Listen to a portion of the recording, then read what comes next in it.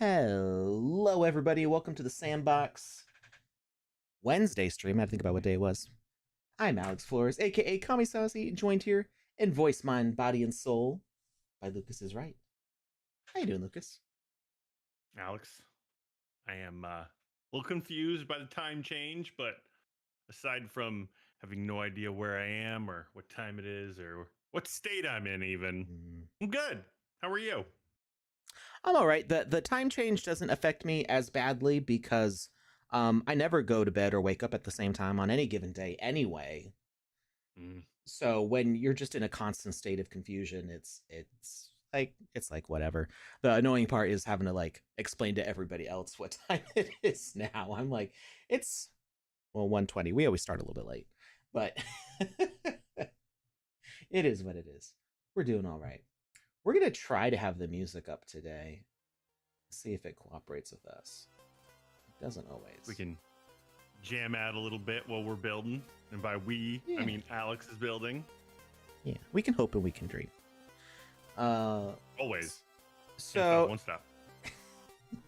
As far as what's going on in the sandbox right now, some of the events that we've talked about previously have closed, so you can expect those rewards to be coming out soon. But in the meantime, Crash is still going on until the 17th, so you can always go to sandbox.game/events, and that will pull up what's going on in the sandbox. And so we currently have got Crash from our partners in Korea with this cool race game based on this TV show, which is on the one we played the other day. Yep. And I kind of want to check it out. It's on Disney Plus, so maybe I'll give it a look. The month of sharing is going on until the 31st. This is an epic journey into the Ottoman Empire's golden age. Explore Topkapi Palace, uncover its secrets, and face thrilling battles, puzzles, and parkour challenges. Meet the iconic characters from the magnificent century and beyond as you experience the intrigue, passion, and traditions of this legendary era. And that is Iftar Dinner and Magnificent Century Experience. There were a couple different Magnificent Century experiences, and I'm not sure which one. Okay, this one I have not played yet. Oh no, I have played this one. So there was one that was like a is harem the correct word? I don't know if it was the word that was used in the in the actual game, but basically the king's palace with his wives and stuff, and you had to go and negotiate through their drama and stuff. And it was actually a pretty cool layout for a building. Had a lot of like different areas to explore in there. But this one is more it's actually pretty neat. You're going through a city, so maybe we'll check this one out on Saturday. It's pretty long, if I remember correctly. There's like a lot to explore in this one, and you like unlock different stages of a city as you go through. But I do want to keep up on playing through all the UGC stuff because we got a whole ton of backlog on our mage rates. I may actually need to add a couple streaming days in here to go through all the things that I want to play before Builders Challenge 3 ends, because there's just so many good games out right now. There's a lot to take care of. Yeah. So if you're participating in Builders Challenge 3, which ends on the 26th, make sure you go to discord.gg/Wizzyverse and go to our game showcase channel and post your experience there. A lot of people have been sharing their experiences as well as events that they're running. People are doing sand giveaways. Cyberdragon's doing a land giveaway. There's all sorts of different event prizes that people are doing for playing their games. So check all of those out on the game showcase channel. And that's kind of what I'm using as my checklist to play through things as well. The New York City Builder Challenge just finished, so that's actually in the judging stage, where our judges in the council are going to be checking through that. And the Discovery Game Jam also finished today. Gosh, everything closed today. and the judges will be going on that as well pretty soon here. So, a Game Jam award show is in the works. When is the actual date on that? I think it is next month, April 5th. We will be doing the award show for that. All right. Hello, chat. I see Nazman, Garnikin, Clankersh. Hey, there's an old buddy. Clankersh is here sometimes, but not always. But Clankersh has been watching here basically since we first started the show. And it's always he good was to here see. before me. Yeah. Clankersh was here before Wizzy the Blue was made. Clankersh was one of the last people to get a Wizzy the Blue when we were doing the giveaways for that. Land. Yeah, we used to do land giveaways on the channel too. Only a few times. We used to do sand and land giveaways on the channel back in the old days. Who else is here? Go West. Welcome. Anybody from YouTube or Twitter on here? I don't see anybody else. We're live on everything, right? Okay. Other channels just being quiet today. I think the time is messing with other people too. I was gonna say time changes, man. It always happens when we have a time change. We get that little bit of a lull until people get back into the swing of things. And then, like, Europe and the rest of the world switches their times. Like, every country switches their daylight savings time, like, on a different day. So it just gets extra confusing when scheduling meetings with people, because it's like you get used to. I've got coworkers in Argentina, and sometimes they're in the same time zone as me. Usually they're 1 hour off from me. Sometimes they're no hours off from me. Sometimes they're 2 hours off from me, depending on when the time change is in the year. So it can get really confusing trying to sync up, because I get used to most of the year they're just 1 hour off from me in Argentina, or in Colombia. One of those countries. Well, actually, I think both of those countries technically. But anyway, you think that's doesn't matter. Fun? My state, there are parts of it that observe daylight savings while the rest of it does not. See, not observing it sounds like the best idea to me. Most of the state does not observe daylight savings time. It's just not a thing. But there's a little portion of it that does. I feel it's not needed anymore. People are like, but when the sun rises and the sun sets and my my seasonal depression and stuff, and I'm like, but the amount of time in the day didn't really change. Just stop. You can just wake up earlier. Stop. It's less of a jump if you just follow naturally with the daylight. Like, just wake up with the sunrise. I don't know. You didn't get more. They're like, we got more hours of daylight. It's like, you didn't. You just woke up at a different time. But how much of that time are you inside anyway? So does it really matter? For me, no. It's not that different. Most people, it's not. Most people are not farmers. It makes a difference for farmers. But my uncle was a farmer, and you know what? He just got up when he needed to. Yeah, I was gonna say, like, early. The farmers aren't going into an office. Yeah. The rooster crows. Like, the rooster doesn't care when your clock says it is. Oh man, he cut that rooster's head off a long time ago. He was like, no. You need that noise, cut it out. No, thank you. You're gone, Ferdinand. Oh, that's a deep cut. Wait, what do you mean? Was the rooster's actual name Ferdinand? Yeah. Well, or what am I thinking of? Wasn't there a book with a rooster named Ferdinand? No, it was a bull named Ferdinand, I think. There's you're right. There's a bull named Ferdinand. The rooster I'm thinking of, Chanticleer. Wow. Wildly different than Ferdinand. Hey, thanks for the raid, Pickaxe Master. Hey, friends. Thanks for stopping by. So Chanticleer is like, I think, partially from Canterbury Tales, but I think there were other books with Chanticleer, and he was like the archetypical like rogue. Okay.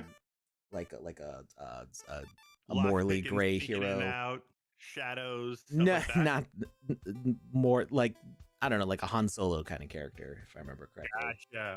But Okay. I haven't read Canterbury Tales since high school, so I might not be remembering. However, the more longer ago than high school, but more embedded as a core memory is Chanticleer in Rockadoodle, which was, I believe, a Don Bluth cartoon from the 90s, which was the tale of Chanticleer, but it was I seem to recall it being like one of those human cartoon crossovers like Page Master and you remember Rockadoodle? I remember a rooster with like a ukulele or a lute. I think it was supposed to be an acoustic guitar because he's like Elvis. But it played like acoustic guitar, yeah. Yeah. And I remember like an Elvis type voice. That's all I remember. Yeah. I just remember the kid going Chanticleer or something. Like that's why I remember the name so distinctly. Also remember I being like 4 or 5 years old and my first experience with MS Paint being Rockadoodle coloring pages, presumably either from a floppy disk or downloaded from the internet. And I'm talking like literally 1995 or 1994, because this is when my family hadn't moved yet. So I know it was before I turned 6. And being at the babysitter's house and coloring these coloring pages in MS Paint on Windows 3.1, probably. It's that's where it all started, folks. That's where the pixels came from. That's where the magic began. Yeah. I like it. All right. It's an origin story. Yeah. Hey, Wicked U2, the Bit Fox, Nobble. Did we say hi to Gardenkin already? I think, yeah. Gardenkin was right at the start. Well, it's you can say it Crypto twice Marco. if you want. I'm okay with that. I'm just checking out all the raiders. Thank you for hopping over, everybody. We're working in MagicaVoxel today, working on this community clubhouse space, which doesn't really look like a clubhouse, I will admit, but it's more about what goes on in this space than the look of it.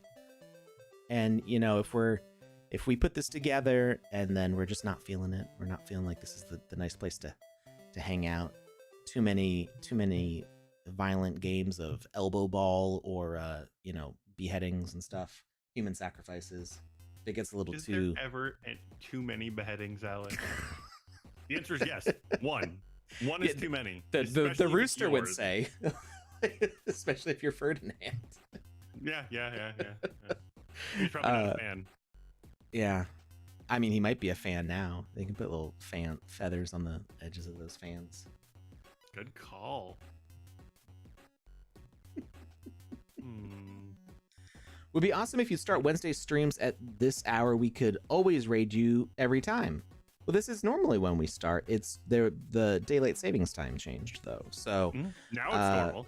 Our schedule is 1 p.m. Eastern time. Whatever Eastern time is. Sometimes it's Eastern Standard Time and sometimes it's Eastern Daylight Time. And I always have to Google which one that is because I can never remember if it's EDT or EST currently. And having just looked it up, I still don't remember what it is. So I just say ET. This is extraterrestrial EDT right time. now, I do believe. We're just in extraterrestrial time all the time. Yeah, it's EDT right now. Okay. Because, I don't know why. Because there's more daylight science. in the summer, I guess. Maybe that's how I'll remember it. I don't know how I feel about that. I probably won't remember that. I'll probably forget that as soon as this conversation's done. Maybe even before. Clanker says, I just started playing D&D with my wife and kids. I bet it's possible to make a D&D game in the Sandbox. Absolutely. What you should check out is the Champions Tactics game that's currently on the Sandbox. Now, that's not Dungeons & Dragons, but you can definitely see how a game with board game mechanics can be done now. And it's actually really cool the way that they implemented all this stuff. Let's see, we go to events. The Champions Tactics event closed, but the experience should still be live, I believe. This event is over, so I can't actually click on it. Let's see if I go to champions. Here we go. All right, so the experience is still live. You can check this out here. So this is like a simplified version of Ubisoft's Champions Tactics, the full game. So instead of a 3 versus 3 board, you have a 2 versus 2. The elemental balancing is simplified. The attack and defend types are simplified. So all around, it's a more simple game, but it's still pretty fun. I did find a specific strategy that I used that I got through very easily, but I played the regular Champions Tactics pretty heavily, so that kind of informed my strategy making in this game. But there's also some cool areas to explore in here. So you can see that they laid out a whole town, and you go and you meet some different characters. They give you quests. You have to go back and forth between different towns using the teleport feature, and they're like totally different landscapes. So you could totally do a D&D type game where you have a city and a dungeon, and a field or whatever space that you wanted to use, and you can see how those all get used in here. So I would definitely try this game out and kind of get some inspiration for how you might want to design a game like that. One of the things we did the other day was Alex, myself, and not Jackie Chan all played 3-person chess in the sandbox. And that was super awesome because there was some programming made up, but that was just to secure the levels and areas and whatnot. And what was it? Oh my goodness. Excuse me, I just sneezed there.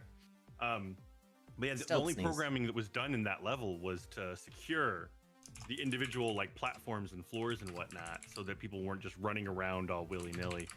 So maybe one of the things that I would love to see in the sandbox is a D&D game style game where the sandbox is basically used as a platform for the, like Alex is doing right now, for the environment. It's purely terraformed levels, and you could place monsters, you could place pieces, you could do all the things, and you'd have a visual representation for yourself and your players to play your tabletop game on without an actual tabletop.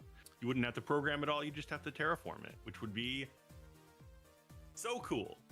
There is done right with a good DM, that would be a lot of fun. There is a tool kind of like that called Say more. Is it Board Game Simulator? Tabletop Simulator? I think it's Tabletop Simulator. I don't know. Where you can just set up a board and do stuff like that. I haven't used it myself. I have a bunch of friends who do use it. They play online games of D&D and use it like that. But certainly you could use the sandbox like that, and there's a ton of cool assets in the marketplace and things that people have made which could be put in there as well. Plus, I mean, if you want to add in mechanics, like you could put in your own like tracking and numbers. You could give controls to just a DM using the NFT gating to be like, okay, this is my space, only I have the ability to do this. Or now with the password input feature, you can also do like a number coded lock, so that way only the DM can access certain features. Or anybody that they want to give it access to. You don't even need to use an NFT for that. So yeah, some pretty cool ways of doing that. Speaking of cool assets that people have made, there was a question that came up Saturday or last Wednesday, I don't remember when, asking if the community can make free assets, and I got approval for setting up a collection for that. I've been in charge of curating the assets that you see in that drop down in the Sandbox's library, the new one. So when you open up the library, the bottom left corner, there's a little drop down that says your workspace. And when you open it up, you see a bunch of new collections. We have like Smurfs and Rabbids and elemental areas like volcanoes and jungle and stuff like that. And we're working on releasing new ones every month. So I asked one of the higher ups if it would be okay for me to collect community-made assets in a library to make an asset kit of stuff that you guys make that you want to donate stuff to share with the community. And he said that sounds great. And it was actually something that they had wanted to do before, but they didn't really have the ability to do it before in a way that made sense.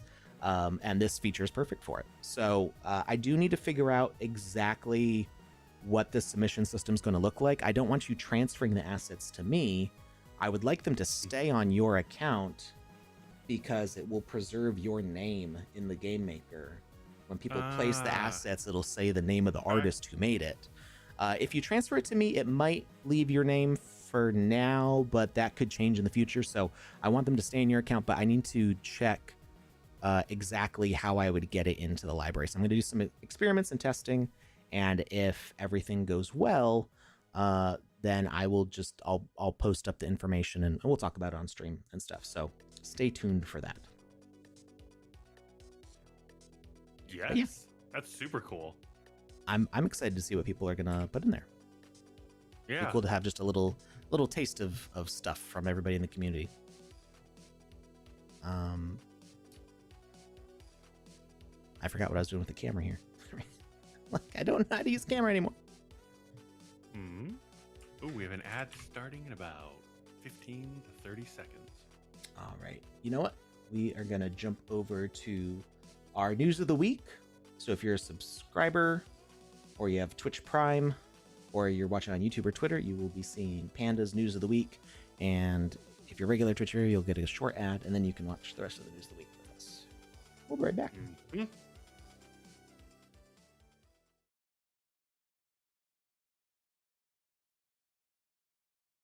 Hello everyone and welcome to the news of the week. This week we have some amazing events happening within Sandbox. We have the Crash Transformation event. We have Builders Challenge number 3. We're just about to enter the second week to our Builders Challenge. We have the Discovery Game Jam. Registrations have most likely closed by the time you're seeing this news of the week. So make sure to be registering ahead of time. Always be looking in the events section. And if you have registered, don't forget to take part. We have the Champion Tactics event. You can always head on over to our events page and you'll be able to see all of these events here. The New York City Builder event is happening as well. No registration needed. Your experiences need to be submitted by March 12th. We have the Valentine's Day event happening as well. And we have a VoxEdit contest where submissions close on March 9th.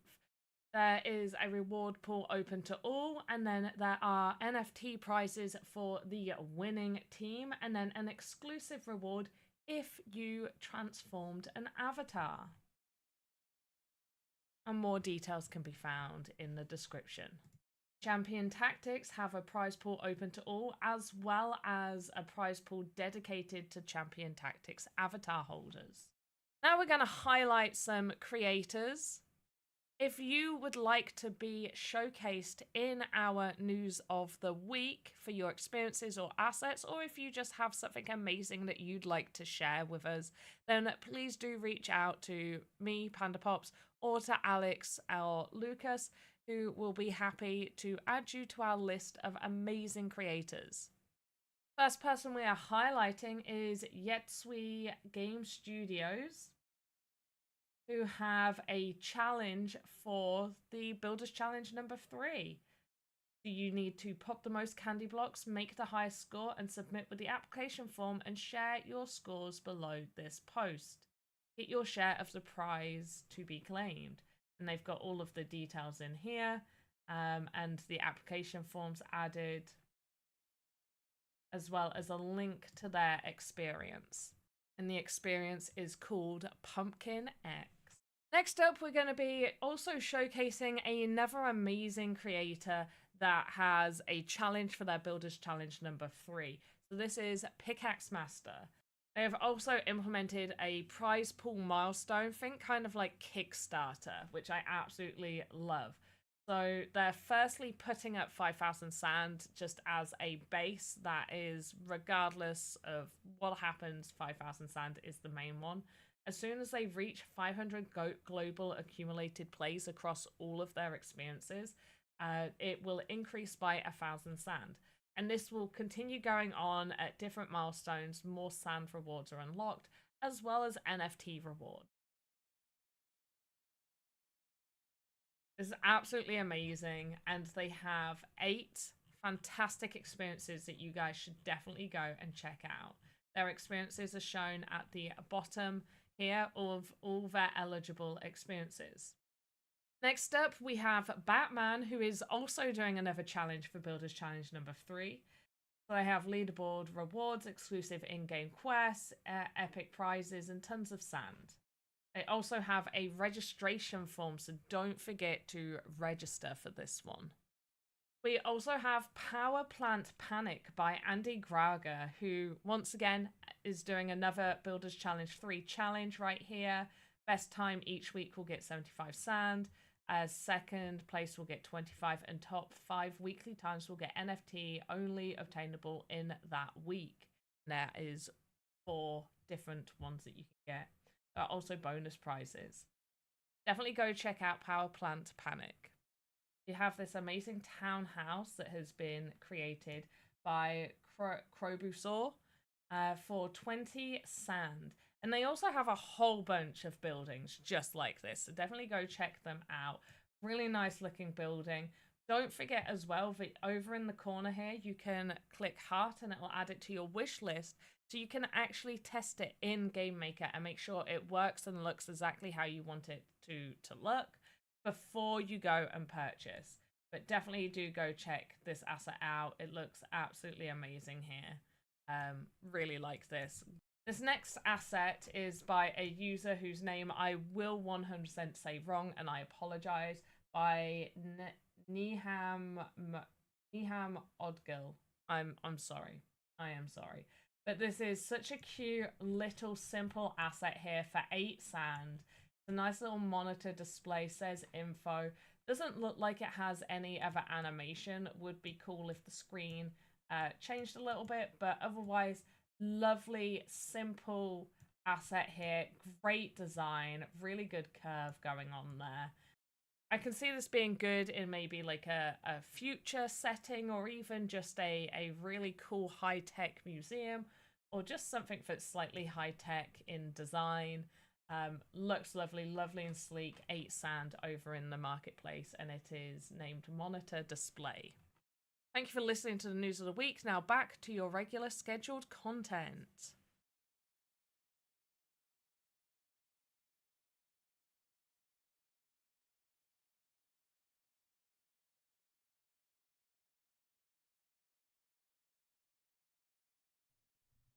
And we're back. Thanks for hanging out, everybody. So, get the music back up here. That's important. All right. So we are modeling out this community space here. I don't think Panda's announced yet who the first builder is going to be. I don't want to jump the gun on that. I want to make sure that those announcements come out in the right order and everything. So I'm not gonna reveal those beans. Tell me now. No. Not gonna happen. Just laughing at Lucas's misery here. If it wasn't me, I'd be laughing too. If it wasn't you? You mean if it wasn't your misery? Yeah, exactly. Oh, okay. If somebody else had asked the question and you were like, no, I'd be like, ha ha ha. Oh. No beans on that. Not yet, at least. So I think like one corner is going to be a bit lower than the other. I'm just making some asymmetry. We did this all mirrored, and now I'm going through and making it not so mirrored. Mixing it up, some super asymmetry. Yeah, it just brings a little spice of life. I mean, what aspects of nature are truly symmetrical? The answer is quite a few, actually. Yeah, there's a but- lot of symmetry in nature. Yeah, but when it comes to like geological, never mind. I answer my own question again. There's a lot. Never mind. But it's always large nice to see. geological things are not typically symmetrical. Exactly. Usually Crystals will be smaller. symmetrical all the time. Yeah. That's what I was thinking of. I'm like, oh, there's like seashells and crystals, and dang it, never mind. It's all right.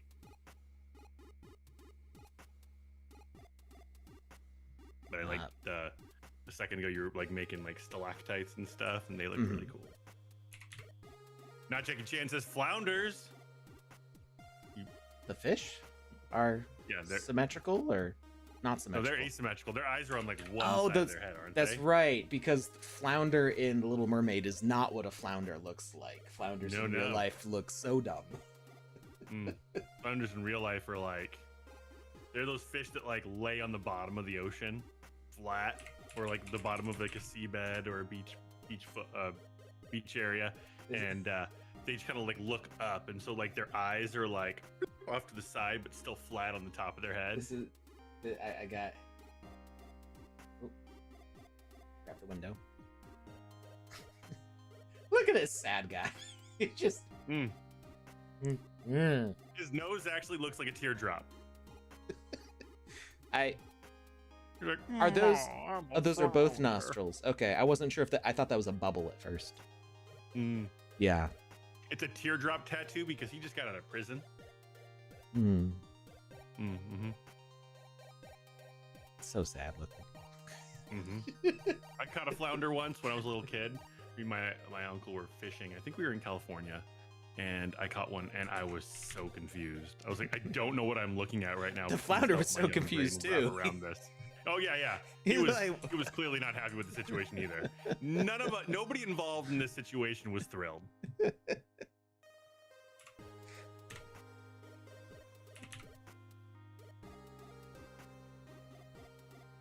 Little baby Lucas is like, ah, what's this? And the fish is like, don't ask me. He's like, he's like, I'm used to laying on the ground, and now I'm in this not wet world and suffocating. So please put me back. And we did immediately because nobody wanted anything to do with that. I mean, people eat flounder, right? Oh yeah, they do. But it was the stuff of nightmares to an 8-year-old mind, so we put it back in the ocean so that it could attack me every time I went in there, according to what I thought was going to happen. It's like, I'll never forget. Oh, Go West says halibut too. Yeah, halibut just look like scary flounders. Wow. I've never thought about what I didn't know halibut that. looks like. What does halibut look like? It's like a flounder with teeth.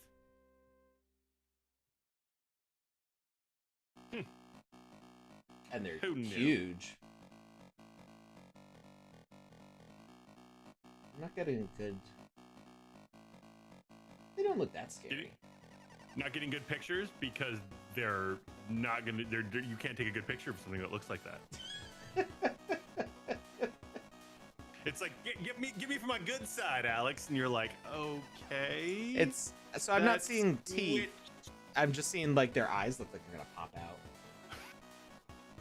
Oh, okay. Here's a better. We're just looking up creepy pictures of fish today on stream. Yeah, That's what we're doing. today's creepy fish day. That's what it.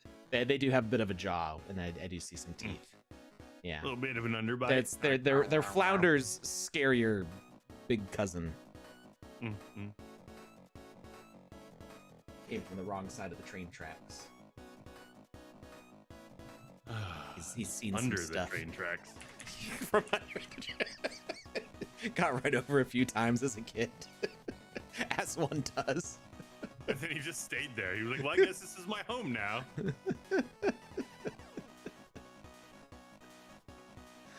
Oh, poor fish. Yeah. If there are any flounders out there watching the show, we jest. You're It's delicious, all and said we with don't. love. Yeah. I don't know. Actually, I don't. I'm sure I've had flounder before, but I don't remember like a distinct Like I know what halibut tastes like, or halibut. They're just a whitefish, right? You use them in like fish sticks and stuff, actually. right? Yeah, they're like a flaky whitefish. Yeah. So like cod, halibut, and what's the other really common flaky whitefish that's used for like fish and chips? There's another one that my brain is not remembering. But like I know like what those taste like, and tilapia and salmon and I use tilapia is what you're thinking of. Is it tilapia that's used in those? Halibut, tilapia. Tilapia is pretty small. I don't know then. Don't know. I'm not a fish expert. I just eat the stuff sometimes. Sometimes, yeah.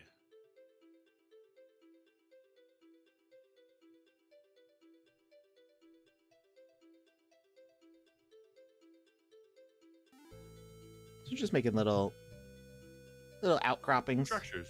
Yeah. Little structures. Little boops. Yeah, little stuff going on. Boop. Mm-hmm. Breaking up the landscape with some visual distinctions. Mm-hmm.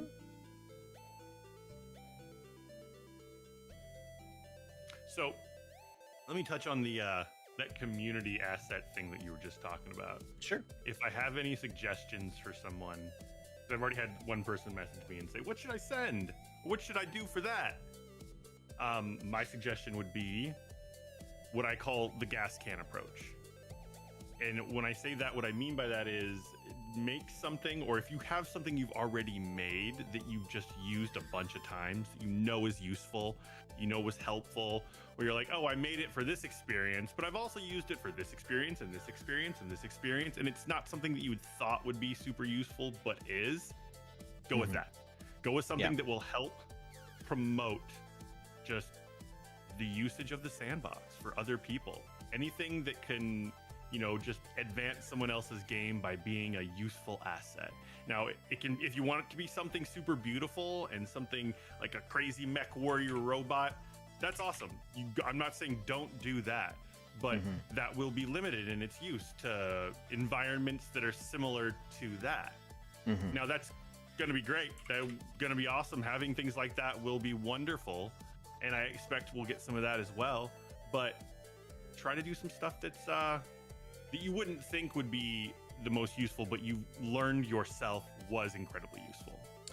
Yeah, and I would say like if it's something like a big mech, like that might be a thing that you want to mint and sell, because there's probably a fewer number of people who will need to use it, but the people who would need to use it are going to be more wanting to buy it from somebody. I would say if it's an asset that you don't think might sell as well, but would still be super useful and would save people the time from having to build it themselves, that would be good. So what I'm gonna do, I'm gonna make sure that it's working correctly first, but the stairs that I made a while back, I feel like I'm definitely gonna put those in there. They're just simple stairs, but they look good and they work well, or at least they did work well. I haven't tried them out in 0.11 yet. These super duper simple stairs. I was never planning on minting these, but they are a good modular size that could go in pretty much any building. This is exactly what I was thinking of when I said the gas can approach. This is something that literally, I can't think of a single experience that I've been a part of that wouldn't be able to use something like this right away. Be it Knights in Armor, Mech Warrior, Jungle Crusader, whatever the case may be, that would work in there. And can you send a copy of a minted NFT for this experience, not Jackie Chan? Yes, we welcome that. We don't have the account or wallet set up for this experience yet, so I'll publish all that info when we got that set up. I think Panda and I are trying to get some ledgers set up, so that way she and I will both be able to administrate the account with the ledger, but yeah, securely with the ledger. So that should be set up in the coming weeks pretty soon here. Yeah, so as far as putting NFTs in here, we did put in a... were these blue before? Did I You miss made them something? blue at 1.4. Oh, that's specific right. reason. So I could connect them up, right? That's what it was. That That's was what the it was. issue. Yeah. But what is this hole here? I feel like I broke something. Let's slide this over. Am I pressing the wrong key? Yes. I was pressing the wrong mouse button, so I was doing. But the key. Okay, yeah, these were supposed to be filled. I need to get some of those Morpheus glasses, the ones that just clip onto your nose. Okay. It's like having to slide my glasses back. Oh, while because of your having new on. headphones. I didn't have any context for that. I was just like, go on. Like, I need words and I need more of them. Oh man, Felicity just broke her glasses the other day. Well, okay, so it wasn't really her fault. Okay. She's had the same Wait, glasses. do I need to break somebody else because of this? No. They just kind Okay. of. If anybody, it was her eye doctor's fault. Gotcha. She got the screw tightened up on the edges, but they're older glasses. She's had them for a few years now, and so she's been needing an eye doctor appointment to see if her prescription needs to be updated, and just needs new glasses because, she's a 9-year-old kid and glasses just get beat up, so they're all like covered in scratches. Mhm. And no matter how much you clean them, they're still kind of messed up when you put them on. So she went to the eye doctor's. I don't remember if I think the new glasses were ordered. I don't remember. I wasn't there. But the screws on the hinges got tightened up. But the eye doctor warned her, like, that it could break when I do this because of how old the plastic is now. And they didn't break Wear and when she tear tightened tension, them. yeah. They didn't break when she tightened them. They broke the next day when Felicity was in school. She was just walking down the hallway and they like fell off her face and she went, So now she's got a little duct tape corner on her glasses. But then last night she fell asleep in bed with her glasses on, and this morning woke up and she's like, I can't find my glasses. And so I'm trying to help her look. It's 10 minutes till we have to leave for school. And they were in between. She's got a trundle bed. So you know how most beds have like a footboard and a headboard? Well, her bed also has a sideboard on one side. So it's almost like, it looks kind of like a very long-legged couch. It was between that side wall and her mattress. And I found the earpiece first because it had come off from the rest of the glasses. And I'm like, Felicity, this is why you're not supposed to fall asleep with the glasses on. I mean, they were already broken. That part's not her fault, but I had to like redo the duct tape. And so, yeah. It's duct tape suits her though. Like she's one of those kids that looks good with the nerdy duct tape glasses. I like that. That's awesome. So yeah, and she should be getting new glasses in a couple weeks. So it's fine that they're all janky right now.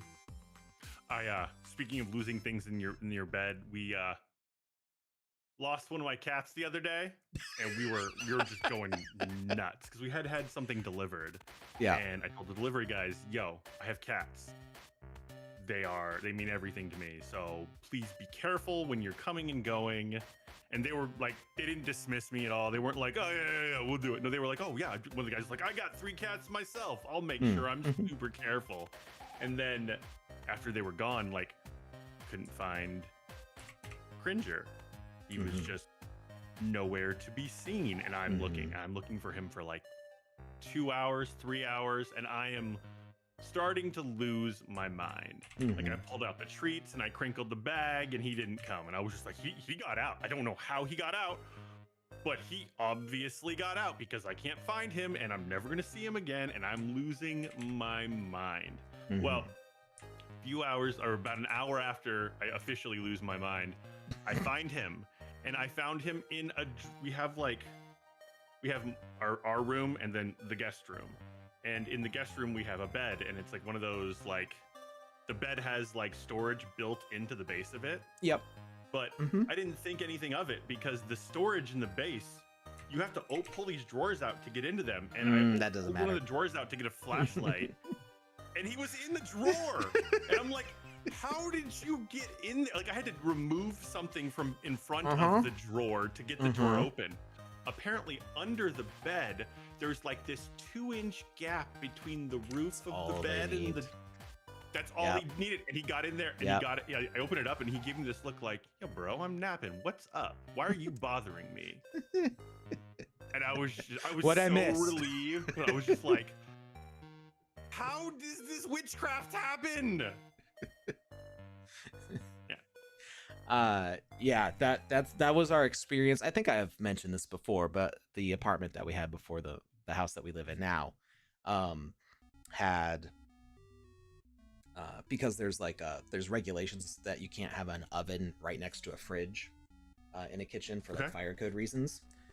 So there was like a 12-inch countertop that was built between our fridge and our oven, and literally just enough to put like a vase full of like cooking spoons and spatulas, and to put down a container while you're cooking on the stove or something. Like, not a whole lot of room to work with there. But at the bottom, like, there was no drawers or anything in this space. It was literally just a countertop with a false wall in front of it to like line up with the front of the oven and the fridge. And down at the bottom, there's that little slot for your toes to go in. Not literally, but just, all counters have that little spot under them. And there was nothing between. Why am I explaining this with my hands? I've got a building tool right in front of me. So, like, here's the countertop. Here's the countertop. Here's the front of it coming down. And then here's the floor. And here's the little toe spot. And here's the back wall. And there's nothing right here. But we didn't know that when we moved in, because I never laid down on the floor. I mean, even if I did lay down on the floor, my eyes would still, like, this would be my head here. So, like, you actually have to, like, reach your hand under or, like, lay sideways so one of your eyes is low enough to actually see this gap. We had no idea the gap was there. And I think we had just moved in, so the cats are kind of, like, freaking out, like, what's this new place? And so we knew where one of the cats was, and the other cat were like, where'd she go? Actually, we had a boy and a girl. I don't remember which one it was. I'm like, where did this cat go? And we must have been looking for at least an hour. And then I think we finally heard like a soft meow, and we're like, where did that come from? And we finally found that the cat was part just of the wall to get her out. No, she just came out eventually. We're like, we just didn't know where she was. And it was an easy enough place for the cat to like get in and out of this spot. It's like, okay, yeah, she'll come out when she wants food or whatever. But it's just kind of like, we would have had to pull the fridge out in order to get into that space. There was no sidewalls to it either. So like, okay, gotcha. We would have been able to like slide the fridge away to get there if we needed to. But it was just such a weird, we had no idea that there was a gap there that a cat could get in. That happened to us when we moved in this house too. It happened to you just now. Yeah. There was one time where like we lost her like basically in the kitchen it was in the same place. It was like she went under that little thing and gotten up into it. So as soon as she was out, I went to like Lowe's and got that expanding insulation foam and just sprayed it all up in there. Like, no more. Doing that again. Oh gosh. You could see it like a few days later. She was like staring at it, like poking her paw up, trying to get in. And I was like, ha, I have outsmarted you, feline. Felt really good about that one. We had another experience because this apartment was renovated from what used to be a factory building. And then at some point the factory had been turned into offices, and then the office got turned into my apartment. So we had a drop ceiling, like an industrial drop ceiling, which is the tile ceiling, with that really crumbly board stuff. Which there's nothing that keeps those down but gravity. So you can just touch them and they push up. which is great if you need to like access electrical wiring or pipes that are up there. Not so great if there's only like 1.5 feet of clearance from the top of the fridge to the ceiling, and the cats can get to the top of the fridge from the counter very easily. And they brush up on it. Because there was another time where we're like, "Where's this cat?" And then we hear a rumbling in the ceiling, and then a cat just falls out of the ceiling. And of course, that ceiling's been up there forever. There's all sorts of dust and gross. dust and rodent droppings and who knows what else up there. And I'm just like, okay, we're gonna vacuum all that up. Yeah, it was really super gross. Cobwebs and stuff, like, yeah. So what we ended up doing is we just stacked so much stuff on top of that fridge, so there was no space for a cat to get. There you go. We put like boxes, like moving boxes full of stuff up there, and it just was. This is now a monolith to the ceiling where the cat cannot get up anymore. Take that, kitty cat. Yeah. What you gonna do now? Nothing.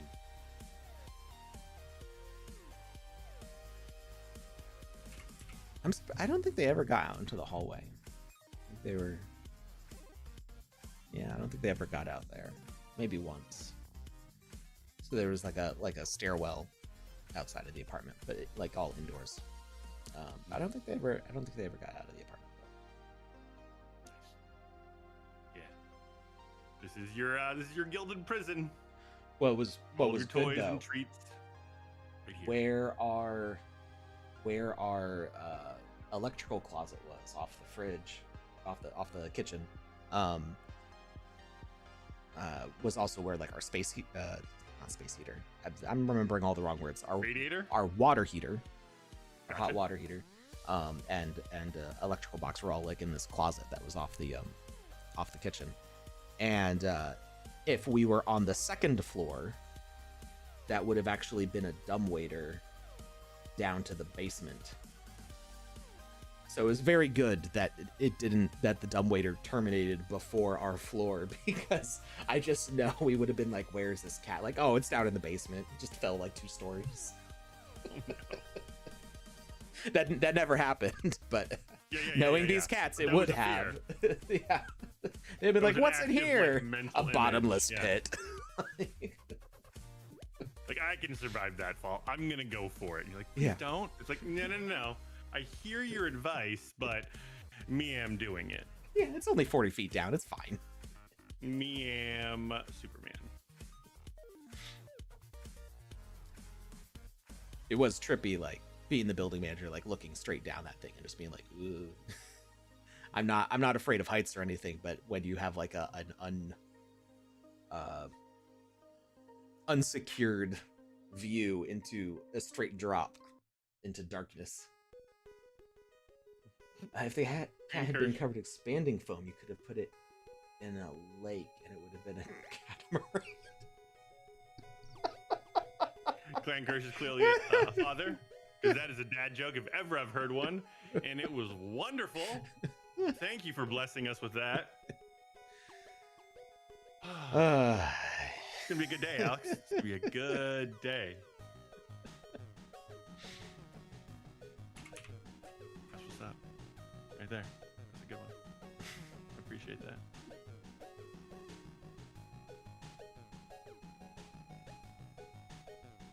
So you cut a hole in the wall completely.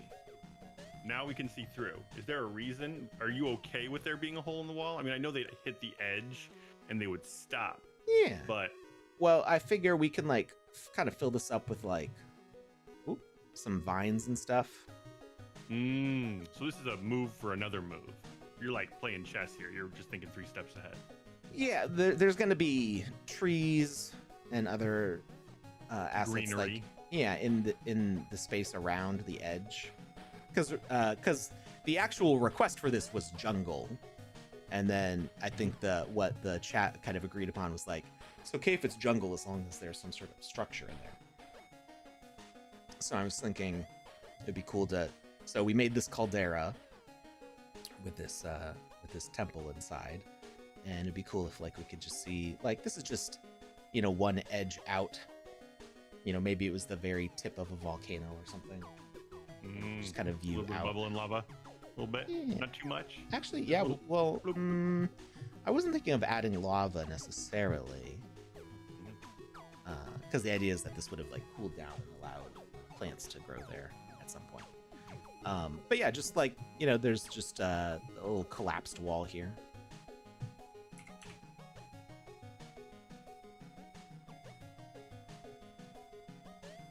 We have a question from Extreme Arcader over on X. Mm-hmm. Extreme asks, since we're talking about ledgers, they asked this a little bit ago. I told them I would get to it once there was a lull in the conversation. Mhm. Since we're talking about ledgers, wanted to ask, can we create a Sandbox account using SafePal hardware wallet? Oh, Do I've you? not heard of that one before. I am not an expert in hardware devices. I have used several ledgers, and I feel pretty comfortable with using Ledger. Mhm. But I have not tried any other hardware wallets. Okay. So that would be a good question for our Discord community, maybe like Good in a time. ticket. Yeah. Or there might be a list if you go to docs.sandbox.game. There may be a list here. Hardware wallets.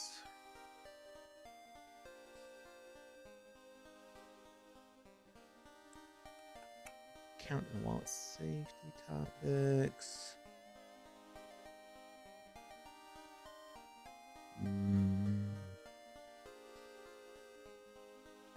Which wallets are supported? See supported wallets. An unexpected error occurred. No. Well, that doesn't help. Which wallet should I choose? Wallet comparison. Nope, it doesn't like those. So I don't know why that page is not working. I will check with Becky to see why. I'm actually gonna paste that in our chat over here, and I will try to get back to you on that. Who asked the question? Was Extreme Arcader? Mm-hmm. Yeah, let's see. I'm going to go to it too. Which wallets are supported? See supported wallets. Oh, wow. I don't even get an error message. I might get an error message because I'm like logged in. So it might be... Oh, wait. No. I got wallet, shoes, connect. I actually am now supported wallets. MetaMask. Oh, it's working for you? Coinbase. Yes, it is. Venly. Why is it working for me? It just doesn't like you. Oh, now it's working. Okay, it might have been a temporary down thing just at that moment. Okay, so wait, these are software wallets though. Mm-hmm. I realized that after I said Venly, I was like, wait a second. Hardware wallets.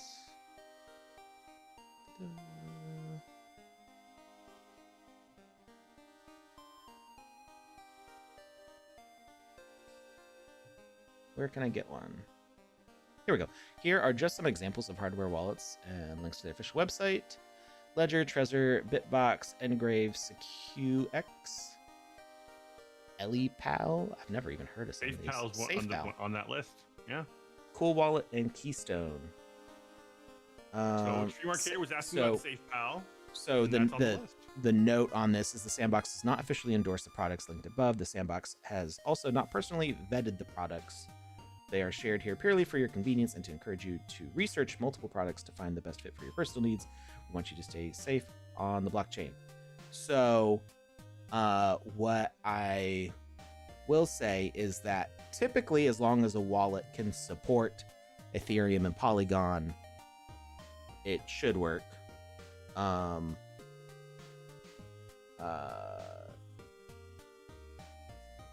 There is a thing called Wallet Connect, which I don't know. I think we use in the Sandbox. I've seen it on other sites where it like will connect to basically any wallet that you have. If I log out, create an account, continue with wallet. Yeah. So you can see if you go to the Sandbox's main page and you're not logged in, you click create account, continue with wallet, wallet connect. Will actually probably give you a list of a bunch of different things. So you can do MetaMask, Trust Wallet, Rainbow. I've not heard of Rainbow. There's so many different wallets. Crypto.com, Token Pocket, maybe? I don't know. Actually know what that is. Ledger, Zengo, Gratbox.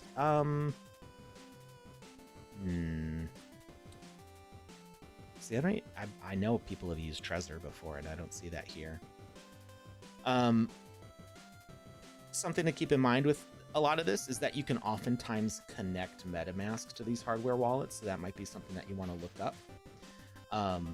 Now, it's for security reasons, you don't want to take your hardware wallet's seed phrase and put it into MetaMask, because that makes MetaMask, that makes your hardware wallet not secure as a hardware wallet, right? There's a vulnerability at that point.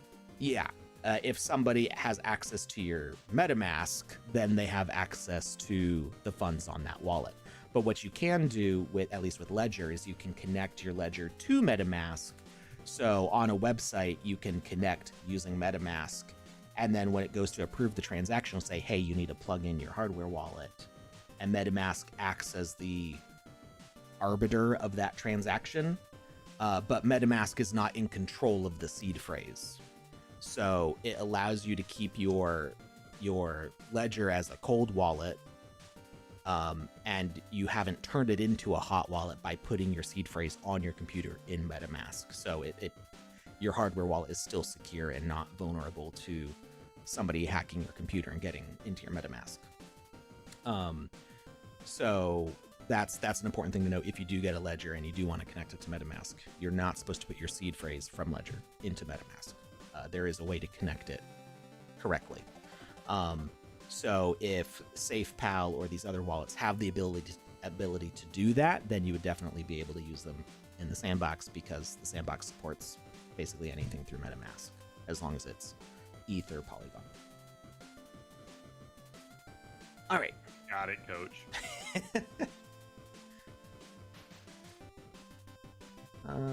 me go back. Log in. Music seems to be working okay today. I haven't heard it freeze up at any point. Some time ago, when I tried to use the Connect wallet and approve via the Ledger Live, couldn't confirm claims without MetaMask. I don't know if I ever tried using Ledger Live directly to Sandbox. I think I always used it through the connection to MetaMask. I don't remember if I used Ledger Live for that.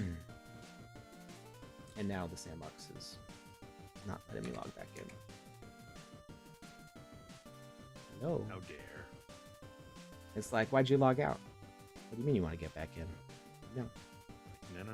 There we go. You must Now it worked.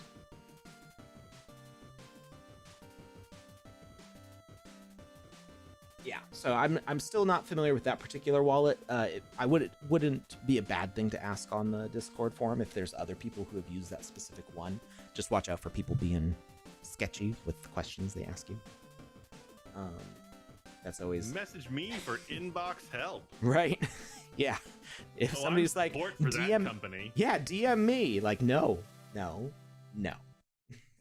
That's why you can't say the word MetaMask all spelled out on Twitter, because there's immediately like 50 bots who are like, you need support with MetaMask? I'm support for MetaMask.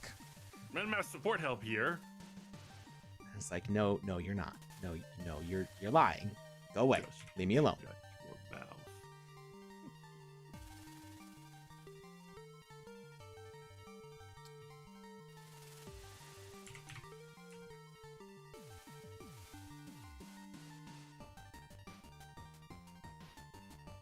So after you have built up the exterior walls to the point that you think they look good or they're ready for the next step, what is the next step?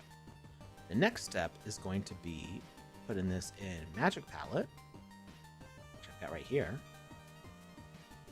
and loading it in to make the land file. And yeah, Magic Palette is really cool because there's actually a way, when you go to Magic Palette, you can actually make it a desktop app if you want. So if you go to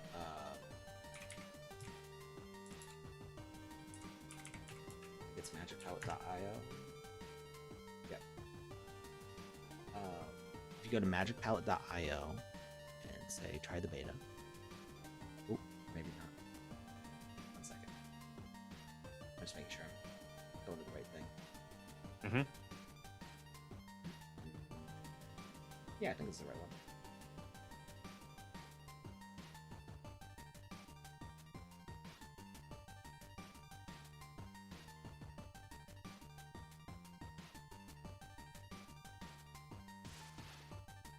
Yeah, it was the right one. Okay. So you go to magicpalette.io, click try the beta, it loads up this. And then there's this little button, at least in Chrome, install Magic Palette, next to the bookmark button. And it actually, like, kind of downloads the page, or at least, like, is basically like a browser shortcut. But it'll make a desktop icon. And when you launch it, it's like not even your browser. I mean, it's a Chromium browser window, but it's not got like the URL bar or anything. It's literally just like it's a standalone program. Nice. Which is kind of cool. It's like neat. I like it. And then you can be Functional. like, I want to like run around, and it'll let you. So wait, that little explore. punk rock penguin it launches an avatar so that you can actually move around in the space? Mhm. What? Yeah, you can jump. You can't crouch. You can, and you can't swim. I mean, you're in but lava. but now. you can, but Nobody you can, swim in lava. you can run and jump. And it's, you know, it's not perfect, but it's still pretty cool. So, Plankirsch says it would be great if Magic Palette had an AI prompt to make your land. I thought it did have something along those lines. Or does it not? I think they're working on something like that. Not something Okay. I'm personally interested in at all, but I believe I heard them saying that they're working on something like that. I actually, once I got stuck, I'm not actually sure how to get unstuck. Maybe generate 3D map. Oh. Tab.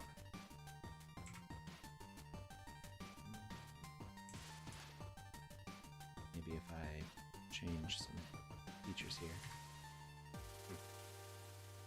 Oh, I think I got Breaker of Worlds Alex even and not broke the it. same. Let me hit home. No, We are no, all it shocked. really doesn't want me to do We that. are- So I'm just gonna We exit. are all shocked, Alex. I didn't mean to. I just jumped on the corner real quickly there. And... Oh man. Man, you're talented.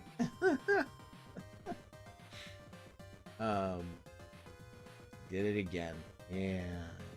Maybe if you click the penguin again. That's... I tried that, and it kept on Okay. trying to pull my mouse back into the running around thing. Okay. So there's the land generator.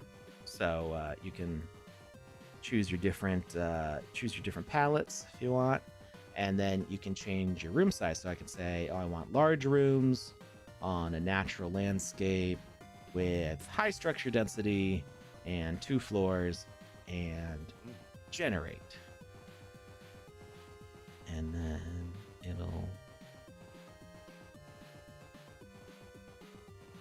I guess that's just the mini map, unless I'm clicking the wrong thing. Create land. Ah, there we go. Yes, yeah, you had it right. So now you can see there's a 2-story structure with like a lot of stairs and stuff going up and down. So it's a pretty complex level going on here. And then you know, you can export this out to MagicaVoxel, and then you can clean it up. Be like, okay, I want like this space to be bigger. I want this space to be smaller. Whatever structural changes you want to make, load it back in here, pop it into your land. It's pretty sweet. So you've got like lava fountains. It's pretty neat. Yeah. I mean, for not having to put all the time in to build that basic foundation, this is Huge time it's going saver. to be a game changer for a lot of people. Yeah.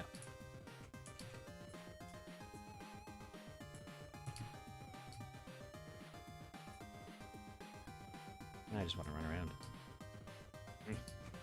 But we got stuff to do. So we're gonna close that. All right. Are we doing a giveaway today? Do you want to? Yeah, why not? Okay. Unless you don't wanna. Excuse me. No, I'd like to. Get that form ready. Where did it go? Here it is. What are we giving away? Dealer's choice. Well, aren't you the dealer? You're the dealer. Oh. I'm the casino owner.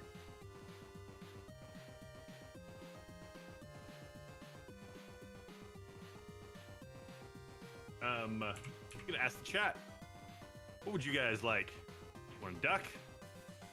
Do you want a hat? Do you want something random? Go West says he wants Wizzy the Blue. I guess that could fall into the random category, but it's not going to happen. But I Sorry. applaud you asking. I only If you have don't ask. I only don't have get enough left to actually put in the games that I'm making.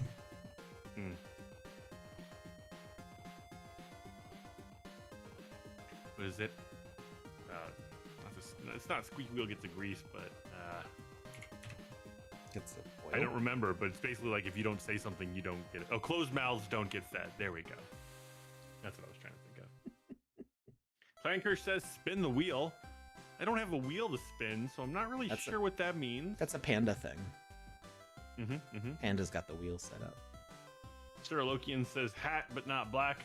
Well, if we do hat, then Alex would actually choose which color, and I'm pretty sure he'd choose orange. I think those are the only ones we have left to give away. Do you have an orange hat? Me? No, Sir Alican. I don't know if he has an orange one or not. Franker says halibut duck. That's not a thing, thankfully. Both eyes on one side. This is like Peppa Pig. Flat duck. Is Peppa Pig actually a halibut? Pig halibut hybrid. Ew. Ew. But wait, would that be like, good eat right there? I don't really typically mix pork and fish. I guess bacon. Bacon. Neither on do like a I, fish but I'm taco. saying like. It's very different kinds of meat. So. Yeah. Because I can't remember what cartoon it was. It might have been like Bob's Burgers or Adventure Time or something. Had like a, or maybe it was Ed, Ed and Eddie. Had like a sandwich that was like 10 different kinds of meat. It was like turkey and ground beef and pork and bacon and several kinds of fish and other kinds of birds.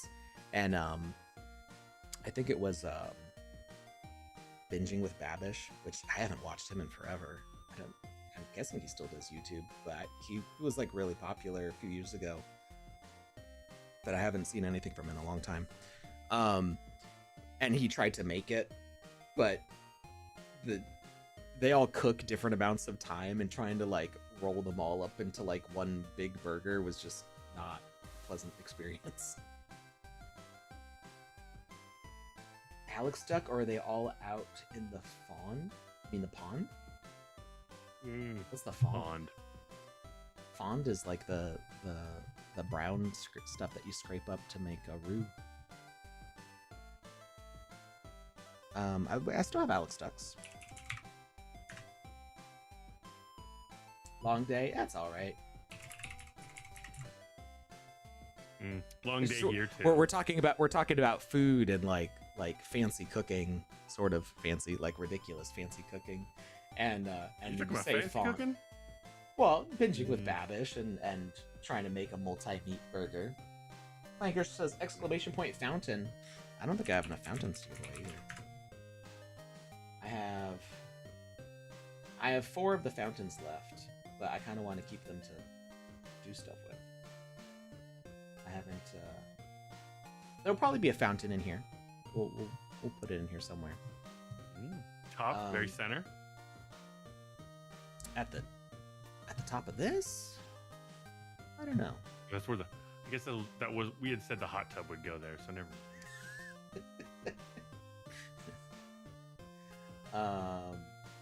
But as far as ducks go,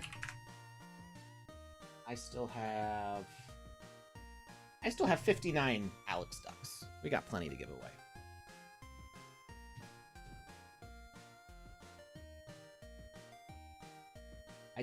I have a cool thing that I did with the duck that I'd like to show you all, but it's not gonna work on camera. I don't think. Let's turn on. Oh, it's dusty.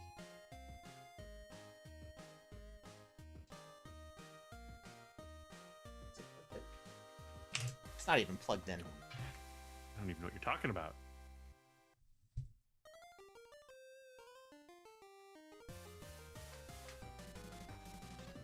We got an ad starting in about 5 minutes.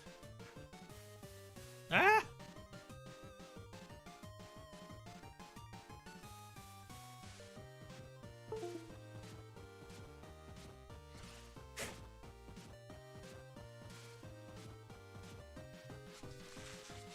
Get all the dust off this thing.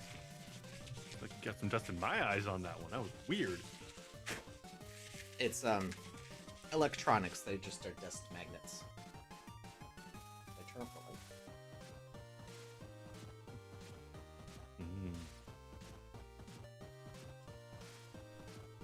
Oh, the green screen kind of messes with it, but Oh wow! so it's my 3D screen. Yeah. Let me turn off my green screen. It's messing with it. Where'd you get that thing? I ordered it online forever ago. I and wasn't getting meat, almost and never you use were definitely getting all of the meat.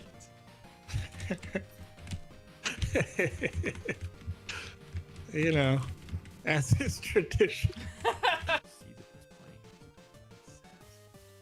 It's the meat one.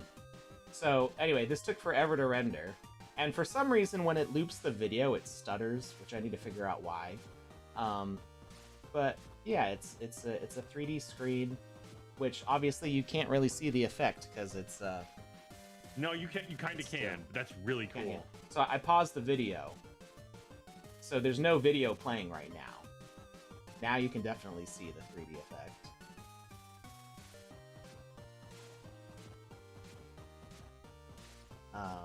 So that took forever to render.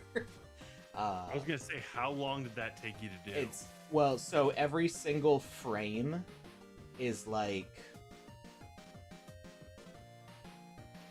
I don't know, a couple dozen frames. Oh no, so many frames. Well, the images are huge. Where did it go? That's so cool, though. I kind of want one on my desk now, and I'm like, no, because unlike you, I don't have the talent to render that, and I'm not gonna ask. Ooh, I could go to Fiverr. It has to be on Fiverr to do it. I could render it for you. It's just it was basically You're busy. I rendered it on my laptop, so it would just sit there to the side, and I would just let it go while I was doing everything else on my desktop. The main problem being that the version of the software I was on had a bug where the rendering would slow down after a few frames, and it was not working. I was trying to get it working in LA so I could like have it just out while we were doing stuff in LA, and it needed me to like refresh it every like 15 minutes, which was not working. I had to sleep. Yeah. Where did I actually put the render files? I might have moved them all to my laptop. Typically, I would keep them like around here somewhere.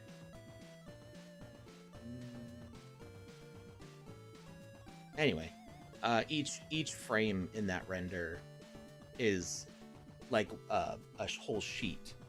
So it looks kind of like, have you ever seen like when they're printing money and they have like the big sheet of bills? It looks kind of like that, where it's just like copy, copy, copy, copy. But you can see if you look at the frames next to each other, they're slightly rotated. So they'll be like centered on one and then a little bit off, a little bit.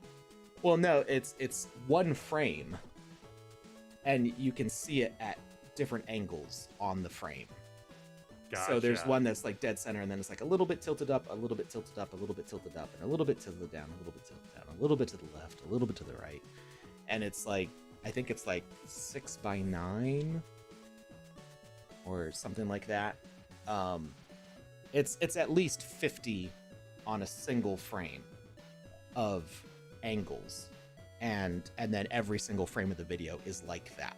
So it renders that image out like 50 times and then puts it all into one frame, and then renders it out 50 times again and puts it all into one frame. So the video file looks like that whole thing. I could actually probably pull up the video file. We've got an ad break coming up. I'll look for it during the ad break. But yeah, it was pretty cool. So that I would have that running just sitting on my desk, but for some reason, whenever it loops the video, it stutters a little bit and kind of freaks out, and so it's just kind of it bothers me that it does that. I need to figure out if it's like a video compression thing. I'm not sure. Anyway, we got an ad break. We'll be back in about a minute. I'm gonna drop that link to that giveaway form here now. All right, go check out the.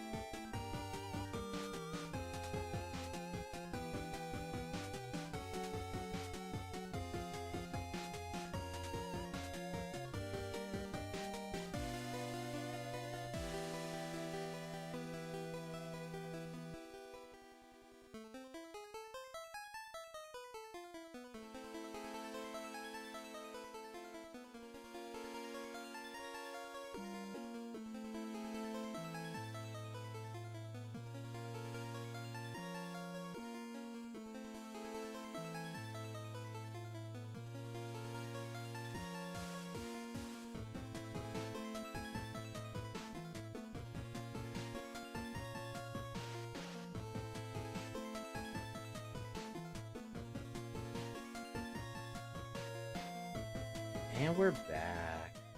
Thanks for hanging in there, everybody. So I found not what I was looking for. I think that the files I'm looking for are actually on my laptop.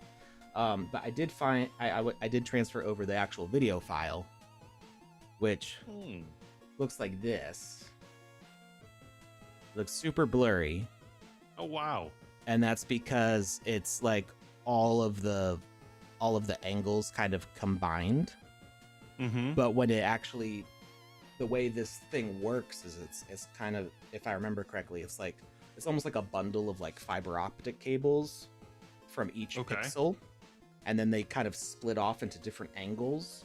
So when you're looking at it, you're looking at kind of like down a straw almost. If you ever look down a straw and you can kind of see like how the end of the straw, the far end of the straw is like lined up on one side or the other as you're looking through it. So the way this is, when you're looking at from one angle, you're seeing down certain tubes, and when you're looking down another angle, you're looking down other tubes. So what you end up seeing is only the correct view angle. And so the way this splits out, it determines like which tube you're looking down, basically. That's really cool. I think that's how it works. Oh, actually, I just noticed the stutter. Maybe it's on the video itself. I was just about to say, I just noticed the stutter on the video itself, so I think maybe it's here and not there. Yeah, I think think it just translated more. I think it's on the video file itself, so maybe I just need to re-export the video. Which is an easy fix. It is it's a lot easier than re-rendering everything. So what I have right now is just a whole bunch of frames of this that have to get processed into this. Although if the thing that processes it into this is the one making the stutter, then I don't know if I'll be able to fix it. So yeah, before they all get composed into this file, it looks like just a bunch of different pictures of the duck at a slightly different angle for the same video frame, all stacked up on each other. And gives it that 3D robust vibe. I don't know if there's a way to make it zoom exactly the size it actually is. Like, it's a really big video. I guess. Okay, I guess this is actual size. But yeah, if you can't really zoom with VLC. I want to zoom in more. I want to see more pixels. Yeah, it won't let me expand the video any further than that. But yeah, it's a pretty neat process, and it's a Blender plugin. So all you have to do is export the GLTF file from VoxEdit, and then you can pop it into Blender. And it's a Blender extension for this thing. This thing's actually, it's called a Looking Glass. Looking Glass Factory is the name. I think it's lookingglassfactory.com, and they make different size displays for this. And this is, I think, the smallest one that they do, which is still pretty expensive. But the big ones are very expensive. But they do have they have you can make it like a mirrored version of your desktop, so you can actually be like working in Blender on your desktop but have a Blender window that is the 3D window. Of course, it makes my GPU like to set on fire because it's rendering all the it's rendering not just Blender but all these different camera angles in Blender at the same time. But you can see like whenever the video is like real sharp, they kind of all come together. This is like the in focus part, and back here it's going out of focus, so you're getting like a depth of field effect as well, which just enhances the amount that it pushes that view back. And yeah, it's just a Blender plugin. You can tell it like which version of Looking Glass you have, and it will set up the number of views that are needed for that. It'll even set up like a preview of the view pane. So in Blender, it says like, here's your focal plane. This is where things are going to be in focus when people are looking at it. and here is the size of the view window that they have, and then everything in this space will actually be in your render. So it is really good about setting up or like explaining to you where things will be on the actual device before you hit render. And then you hit render, and I guess the thing that I needed to change is I was having it render one frame at a time, but it will actually do parallel rendering, which is way faster. And it instead of rendering frame, it actually just went and like rendered like 20 of them at the same time, Nice. which was a much more efficient way of doing it. So also, just try this before you close VLC. I'm pretty sure you can zoom. Use like your scroll wheel on your mouse and control. that's what I tried. Ow. Did nothing. I tried alt. That works on my computer. Tried function. Maybe. Oh. So control. The scroll wheel is changing my volume. And control scroll wheel does nothing. It's fine. I didn't really need it, but I just wanted it. Because you do things with bigger assets, like if you wanted a miniature 3D view of your land, or would it be impossible to make the details? No, you absolutely could. Actually, now I want to do that land terrarium that I did. I want to put that in the render. That would be cool. But yeah, no, you could put anything in there. So the with that Blender plugin, you can customize it to whatever. Like you can scale in Blender. You can put whatever you want in there. Yeah, I think I'm gonna leave it for now because it's not plugged in anymore. Yeah, there's you can put anything you want on that display. You could have a background. You can even if you've got a newer iPhone or Android, the kind that will take a depth view with your video. You might need a special app to do it, but because newer phones actually have like LiDAR in them, it'll actually take a depth map while you're recording. So it's not just taking a video, but it's also using a sensor to determine how far things are away from your phone. So it takes parallel a video in color of just a regular video file, but it also takes a black and white depth field where things that are closer to the camera are like white and things that are further away from the camera are black. Really? Yeah, and so you can actually just take a like regular recording with your phone and plug it into the software that comes with the thing, and it will do like a 3D. If you've ever watched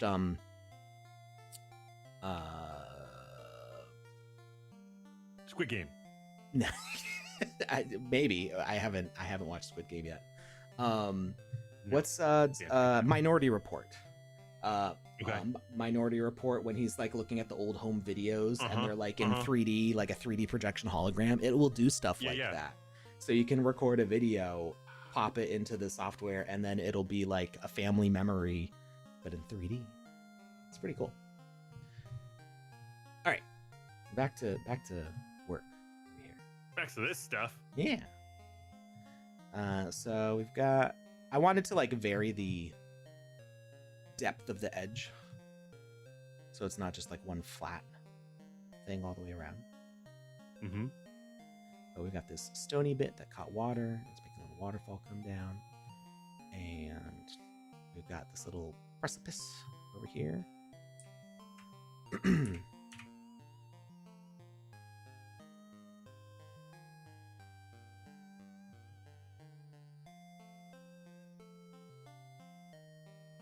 And I figure we can put some like vines or something to like climb up here, so you get to the other side.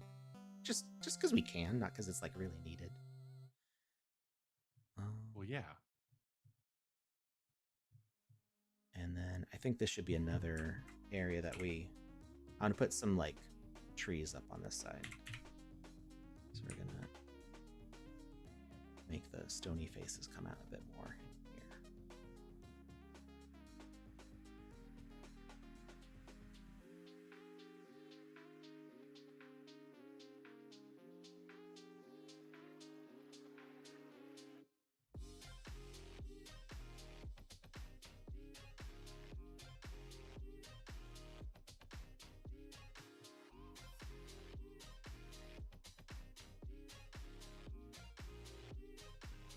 And so we're gonna go for Lucas. Do you think you can do another 30 minutes? Yes. Go for about 30 more minutes. So if anybody wants to get ready to stream, we'd be happy to raid you. Otherwise, we'll take a look at who might be already streaming the Sandbox or other sort of related things to what we do. You're welcome to hang out and see who we raid. None of our if our normal community isn't streaming when we get done, then we'll find somebody else out there, and I'll start taking a look around here in a little bit if I'm not seeing anybody on there on our normals list. Our usuals. Because I don't know if you'd call them normal. Are any of us really normal? I'm not normal, I know that. I'm a real boy. Definitely not normal.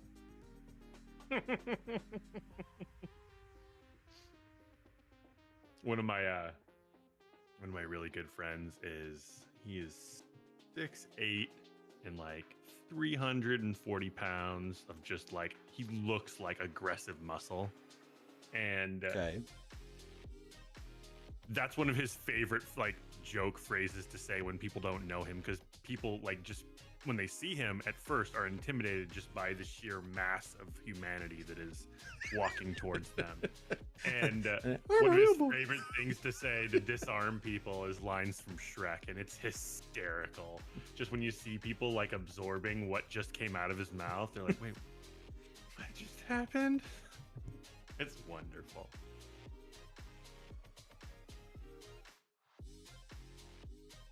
Shrek is a very like uniting cultural touchstone for our generation. Phenomenon. Yeah.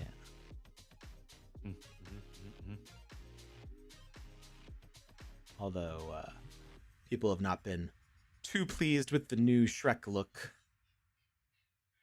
They like kind of changed the shape of his mouth area, like changed the ratio of like upper lip to lower lip, and the shape and distance apart of his eyes, and just like small little changes, and it just looks, he looks different. Are they gonna go Sonic on him? Probably not. I think that it's too far along, and it's not that bad. It's not. Okay. The new Shrek, it's not horrifying like Sonic was. Like that was like nightmare inducing. Went from nightmare inducing to like pop adorable. Yeah, to perfect, right? I mean, I think that the movie Sonic like hit exactly. I mean, of course, there's a couple people who are like, it's still not the right, whatever. Nobody cares. They just don't like to be happy because that was just fun. That's all that was. The Sonic movies were fun. The Sonic movies were great.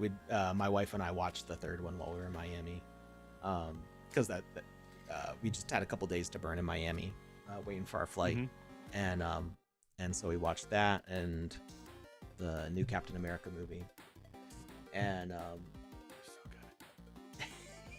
the thing that kept on running through my head is I never really got into the TV show Friends.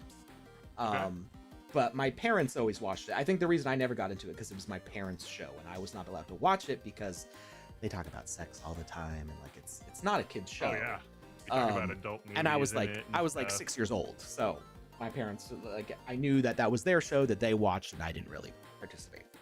But my wife has rewatched Friends, I don't know, like 6 or 7 times all the way through.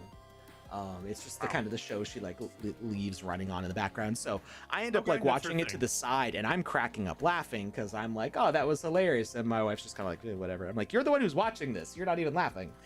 But there's a I think it was like a Thanksgiving episode, and they're like playing football, and there's this thing about Red Ross. Ross is one of the characters, and there's something about like him turning red when he's like really angry or something, like when he starts fighting with his sister over football or something, and they're like, oh, Red Ross, okay. And the character that Harrison Ford plays in the newest one is Thunderbolt Ross. President Ross, who turns into the Red Hulk. Mhm. And I just the thing that kept on running through my head was oh, it's Red Ross. Which is not, I don't know if there was any connection in writers, like if they did Red Hulk already exist in the 90s? I don't know when he. I think so. I don't know when. I think he's been around for a long time. So, I feel like if Friends was the Big Bang Theory, that would have been an intentional joke, and I feel like this may have been an accidental joke. Oh no, the Red Hulk's first appearance was 2008. Wow. That's really recent. When was Gray Hulk? There's a Gray Hulk, right? Yeah, the Gray I feel Hulk like that was one's a long older. time ago. Mr. Fix-It was like a long time ago.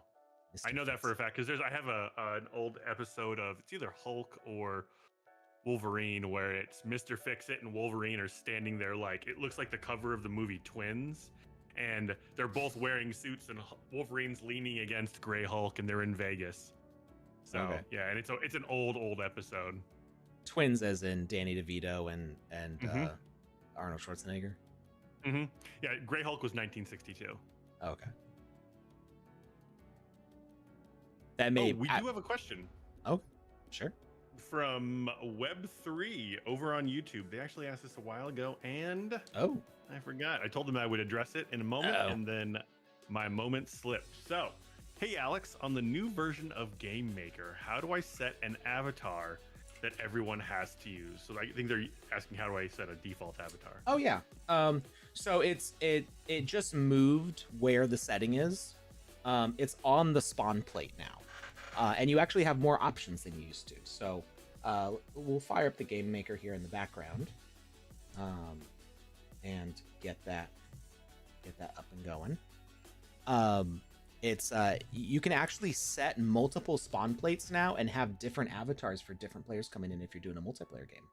So it's actually a pretty cool new feature. What people had been doing, if they had different teams, is they've been putting different like VFX on them, which you can still do, but now you have even more control. You can say, hey, I want everybody in this team to use this avatar. So if you wanted to like make like a sports game or some sort of team-based game, the different players of different teams will actually have a different look to them. So let's we'll open up the time trials. Doesn't matter. I got my youngest, Maggie.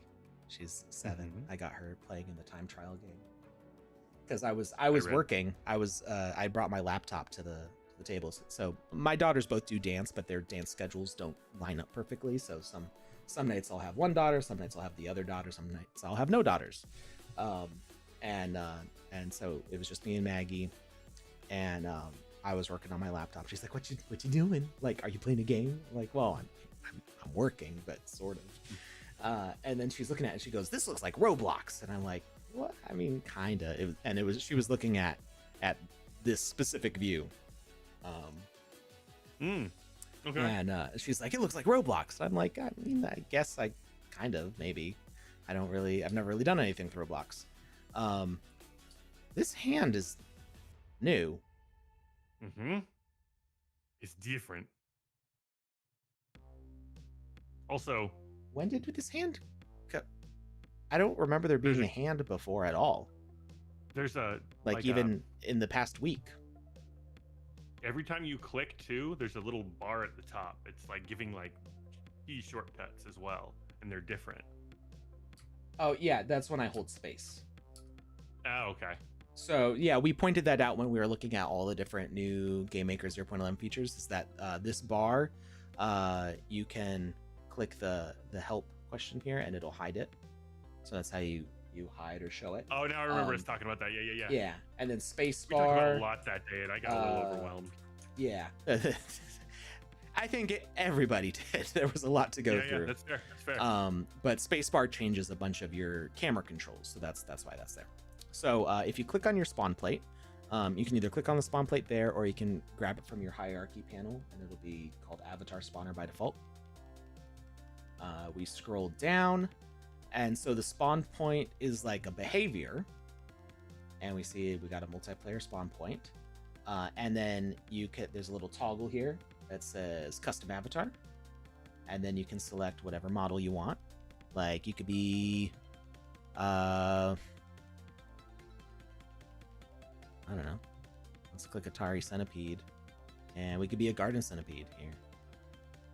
And then we're huge and horrifying. Fear me.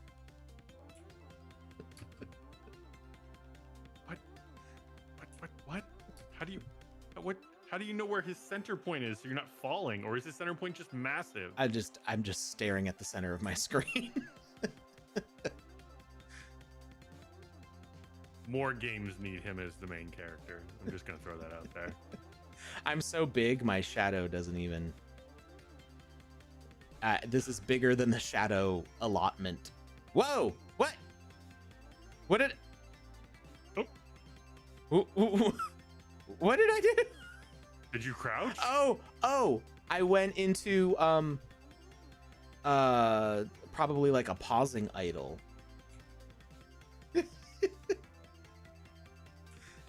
I don't know. I'm sitting right now. If you compress crouching. the slinky. I know. I think rolled up. But it's because I stopped walking, I think. Like the animation finished and it didn't loop over to the next one. It's weird. We might need to look at like what the animations on this one are a little more. So we've enabled this. Anybody can use this model, but yeah, the animations might need some work. Obviously, this is not this is intended to be like a game boss. It's not supposed to be a player character, so it's not going to have everything. Nope. Oh no, I died.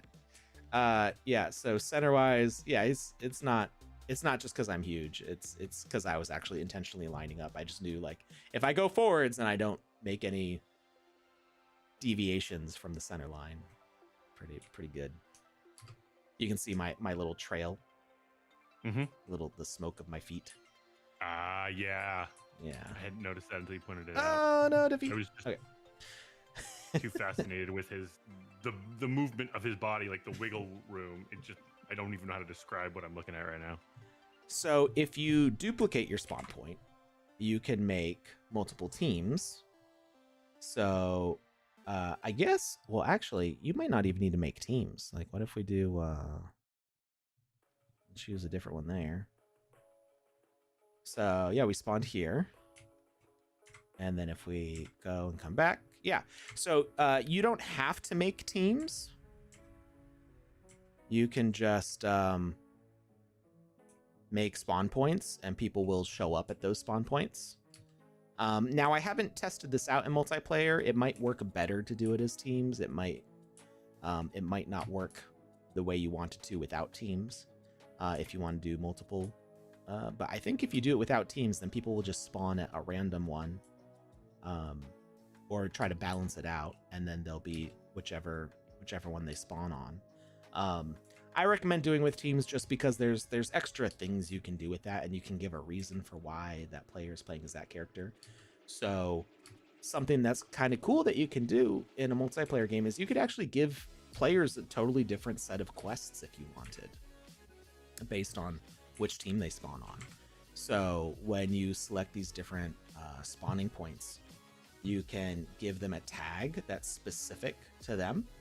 Not the tags down here, because the tags right above Lucas's head here, that's a tag for the spawn plate asset itself. But if you want to set the tags for the players, you can add a tag here. So you could say Team 1 as a tag, and then when you have a sensor volume or something, like, you know, crossing this bridge or whatever, you can make it sense that the players walked over this bridge. You can have different messages based on which tag they have and trigger different quests for that specific player. So you could give a whole like RPG MMO style sort of experience that's based on the fact that the player was a rogue versus a paladin or a wizard or whatever. The difficulty with that being, though, is that we don't have a way for players to select which they spawn in as. So that might cause a little bit of frustration if they load into the game and they're a wizard, and they load in again and they're still a wizard. They're like, I want to be a rogue this time. Like, they won't get a chance to choose. So that could be good. It would make people play your game more times maybe, but also you might have some people get frustrated and go, and leave. So yeah, it's a cool possibility. I haven't seen anybody take advantage of it yet. There may be some games out there where people have used it, but it is definitely one that I am interested in seeing how I could employ it at some point. And you can also give custom equipment sets per spawn point. So you can assign a team, you can assign how many total players could be on that team, between 3 and 10, what tags are on them, what equipment are specific to that team, as well as specific health settings, a light effect, a sound effect, ray casting, trigger volumes, and visual effects specific to that team. So lots of options there. So Web3 is asking a question we actually talked about a lot the other day. They said, will one player trigger another player's trigger still? And I know there's a lot of the word trigger in there, which is kind of triggering, but I know you know what they're talking about. Yeah. So it depends on how you set it up. So you can, I haven't experimented with this in 0.11 a lot yet. One of the issues that we were having in 0.10 and earlier is if you set up quests and the way you set up the quests used multiplayer messages in any way, it would actually make the quest start for all players with the multiplayer message. And so one player starting that quest or getting the items for that quest would make it happen for all the players at once. Of course, then you would have players who hadn't connected yet would kind of be like left behind then. Like it could be like in the middle of a quest and these things are going on and then they didn't get to do the stuff that they need to do. So the solution to that before was just to make everything single player. You didn't want the quests themselves to be multiplayer. You wanted them to be single player. That should be improved a bit now. Like I said, it's not a thing that I've been able to check out yet myself. Unfortunately, when the same day 0.11 came out was the day that I left for vacation for 2 weeks, and then we've been on this since then. So I have not had a lot of time to dive into 0.11, the nuances between the features as much. But I do know that with 0.11, there were specifically improvements to the quest system and how it connects with multiplayer. So hopefully that's a little bit improved at least. And there were ways to work around that in 0.10 as well. So the solution was mostly just making everything single player logic when it was related to the quests. But as far as doing it in multiplayer, I think it's probably a bit better. We'll have to try it out. This is all documented. If you go to docs.sandbox.game and look at info on quests or specifically on the 0.11 update, I know that there's a lot of new articles related to the update, so hopefully you'll be able to get some better answers there than for me. Objectives. Optional migration. Migrate your objectives to the new server-based objective system. Migration affects no direct communication between objectives and single-player components or behaviors. A player source is necessary to trigger objectives. Direct communication between objectives, multiplayer components, behaviors, and rules. Improve security measures. Advanced objective settings coming in future. So I think the player source is actually what you're looking for. So having a player source means that this isn't necessarily something that you need to set up. It just means that the message has almost like metadata on it. So the message that activates the quest actually has the player's ID attached to it. So it will only trigger the quest for that player, and when they do objectives, when they do the what's needed for the objective, it will only go to their copy of the quest. If I'm understanding everything correctly. If you walked onto the spawn point and it kills you, then spawns you as a certain avatar. I think I'm reading the second part of the question. Could you have a spawn point spawn a certain character if you walked onto it? That's a good question. You know what?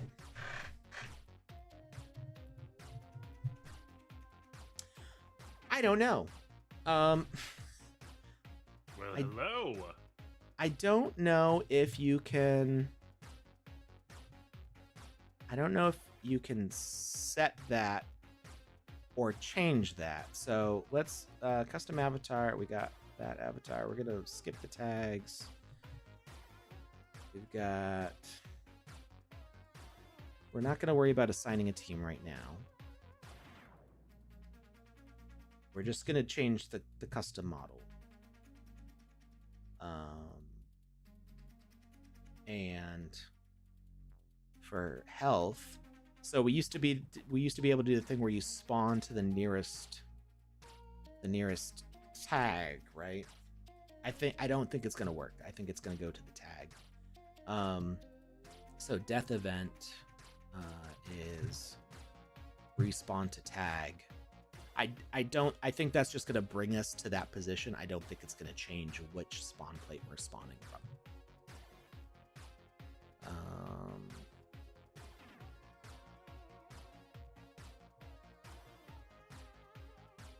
And so then you need avatar spawn. What's that? And we're gonna say health. Reset. Respawn to tag.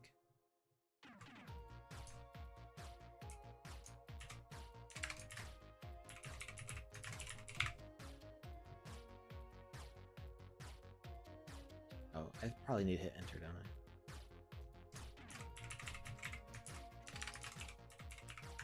I? No, I don't. Okay, so I spawn to this one. What happens if I am over here? It's probably going to spawn me to that plate. Yeah, it spawns me to that plate, but not as the other avatar. Because it's just spawning you to any tag that you set as that location, but it's not it's that plate doesn't become active as your spawn source. It's just the tag.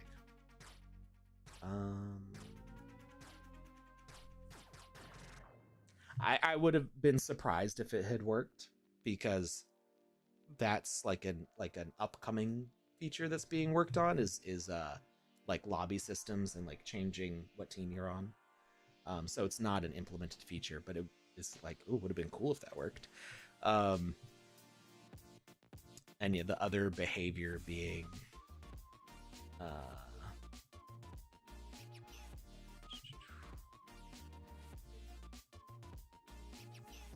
checkpoint, right? And I don't think there's nothing about checkpoint that like has spawn features in it. Yeah. So no, not yet. Interesting idea. Was worth a shot. Would be a great way to level up your avatar. It would be cool to set up different things like that.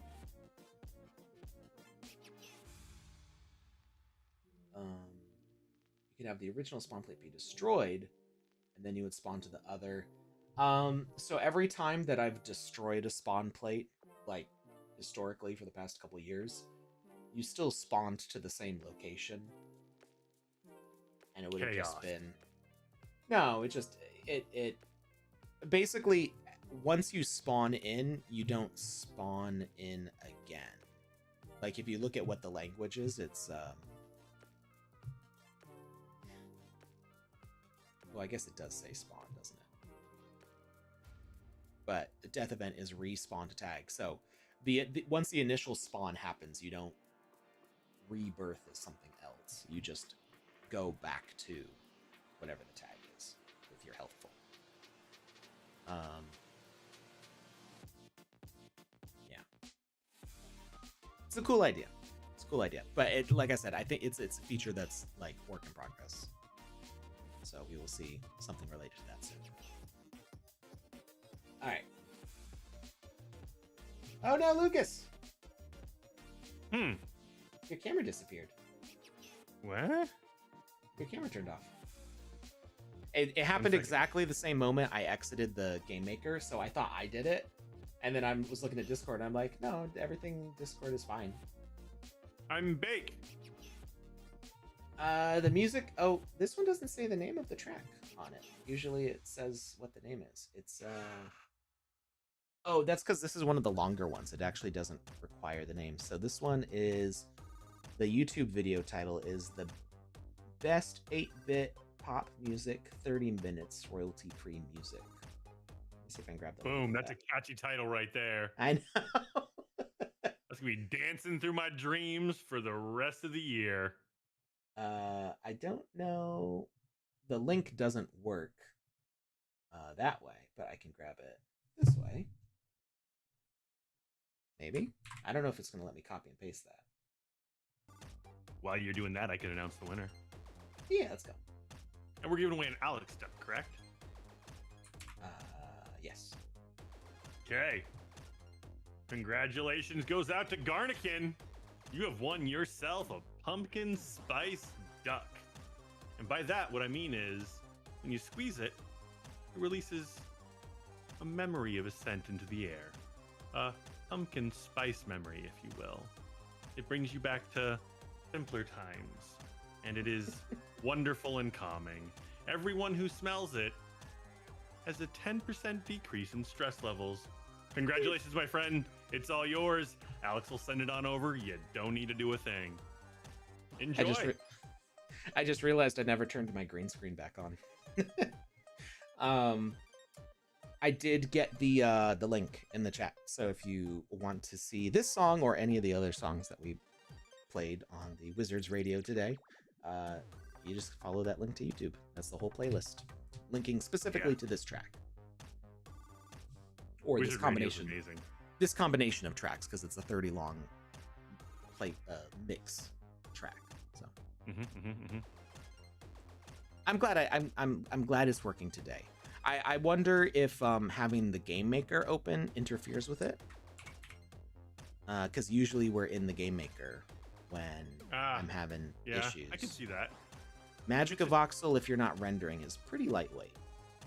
Yeah. Once you render, though, all And it bets says no are thank off.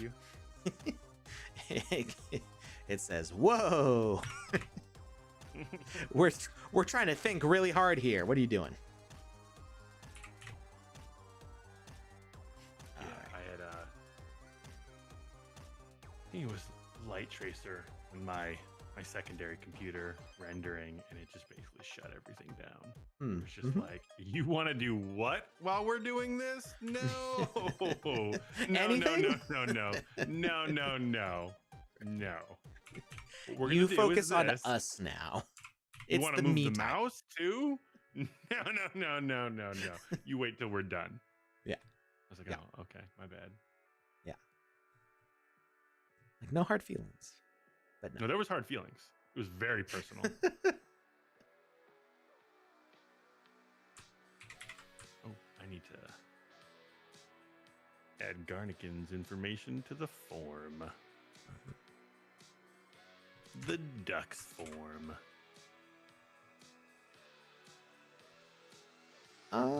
For the giveaways, I don't think you have to do that. That was more for because I'm sending it. Mhm. You can if you want to. I'll put it there, but it's more if they do the claim. Oh, this Because is on the Wizzy the Blue Winners form. Oh, okay. I thought you were talking about Panda's one. No. This is Oh. whenever somebody wins a duck, Yep. I add their information in there. I do need that one. Yes.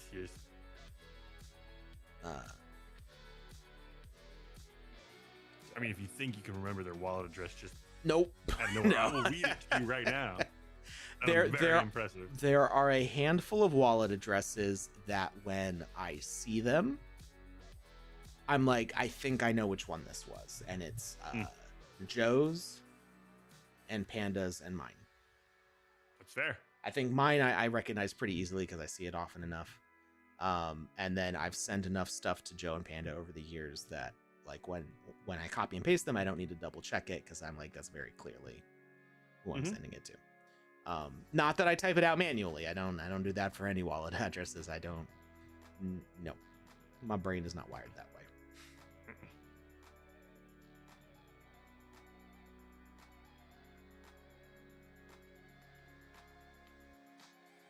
I had to bring this wall lower because we're trying to extend this out further. Get more space up here for our little Ewok village. When I was a kid, I was obsessed with like the treehouse trope. I know. Like it was just, if any movie, TV show, or book had like that I live in a treehouse type style to it, Yep. I was instantly in. Instantly. Like Robinson Crusoe. Yep. Swiss Family Robinson. Yep. Like all that stuff. I was just like, sign me up, get me lost on an island. It'll be fun. Yep. I'm gonna build a house, and it's gonna connect to a cave, but it's gonna be up in a tree, and I don't know. I'll hollow out the tree, and I'll go on a ladder And I'll between eventually the tree and the fight cave. pirates. Yep. Probably a giant snake or something. Sea serpent. That was part of There will Swiss be a Family monster. Robinson, right? I don't remember a giant snake in Swiss Family Robinson, but In the book, at least, I think. yeah. Well, I mean, yeah, I had like a picture book of Swiss Family Robinson as a kid. Hmm. Don't remember giant snake, but might be. Who knows? Who's to say, Alex? Who's to say? It's been a while since he pulled that one. I've been pulling out say more right now, way more than who's to say, and I need to mix it up. I need to find a nice balance there. Ewoks should be brought back from extinction. They need their own film. Wait, did they get extinctified? Yeah, I don't think Endor got blown up. I'm about to say, bro, back it up with that terrible news. It Warn was a guy first. the industrialization of the fifth moon of Endor. Is it the fifth moon of Endor? I don't know, but I just tell somebody to sit down. I mean, I know I'm sitting down. Because they're not actually on Endor, if I remember correctly. It's the They're on one of the moon. moons. Yeah. Because they're like, you want us to stay on that main planet? No. That is much too big for us. Yeah. We are small and fuzzy. We need a moon. Thank you very much. Pocket-sized creatures with a pocket-sized world. No bigger. Thank you very much. Oh man, somebody shared something on Facebook the other day that unlocked another core memory. So I think fondly and semi-regularly about Mighty Max. And and Pause that. Just 1 second. Are you gonna make me jealous right now? He's gonna bring out some Mighty Max stuff.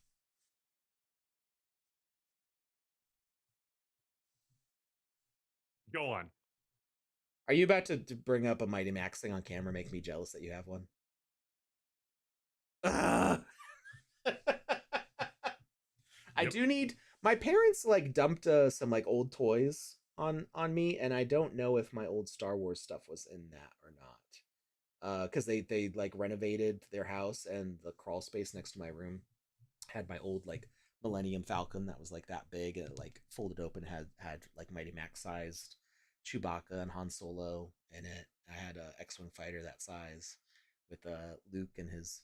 Actually, I think I still have Luke and Stormtrooper like in another box somewhere. And R2D2. I had a little R2D2 that's like that tall. It's the coolest thing ever. But anyway, the so I think regularly about the Mighty Max cartoon and how I like need to actually watch it because I've only seen like 2 episodes, one 30 years ago and one a couple years ago. Refresh things. I just want to watch that show. It's like a really cool show, but I just never like got the time to like watch the whole thing. Anyway, for those of you who don't know, Mighty Max was a toy set that was like executives at, I don't know, Mattel or something were like, okay, we've got Polly Pocket, which is popular with girls. how do we market this to boys? And the Need the solution same thing. was to take the exact same form factor, which was makeup compacts, Clamshell. which was the whole Polly Pocket identity, was like, let's take a thing that holds makeup, make it open up into a little world, and put a tiny little doll in there and have girls play with that. How do we make that for boys? Make it all skulls and slime and goo and lava And monsters. and monsters. It's the exact same thing, but Mhm. grossified for boys, and it was the Mhm. coolest thing ever. But Loved it. that stays at a pretty high functioning level of my brain where like I remember it constantly. Like it never like disappears and I forget about it. What I had Mhm. forgotten about is that I don't know if it was Polly Pocket brand. They came out with Disney movie versions, and there was a little Agrabah from Aladdin that would pop up, and Abu could like hang from different parts of this whole setup, and there was like a canopy slide for Aladdin to go down, and it was Okay. like a whole scene from the market in Agrabah. And I had played with that. A friend of mine had that when I was a kid, and I remember playing with that at 5 years old, and I have not seen that thing in 30 years. And I had totally forgotten about it, and somebody shared it to Facebook, and I just went, oh my God, I need it now. Like, Memory unlocked. it was the coolest Yeah. thing ever. And I think that's why I like this. Like making stuff Okay. like this, where like if I was to make a person, they're only that big. That's a person right there. That's a 2 meter tall person. That's I a person. really like modeling at this scale, and I think it's because I like miniatures, like No, it Mighty makes perfect Max, sense Polly to me. Pocket size stuff. Like this is just a fun scale to work at.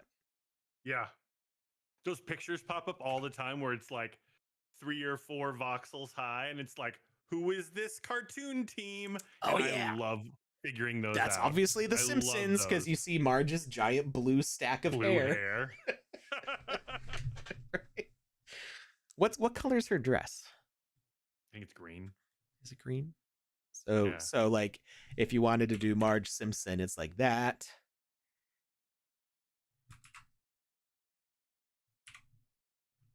Oops.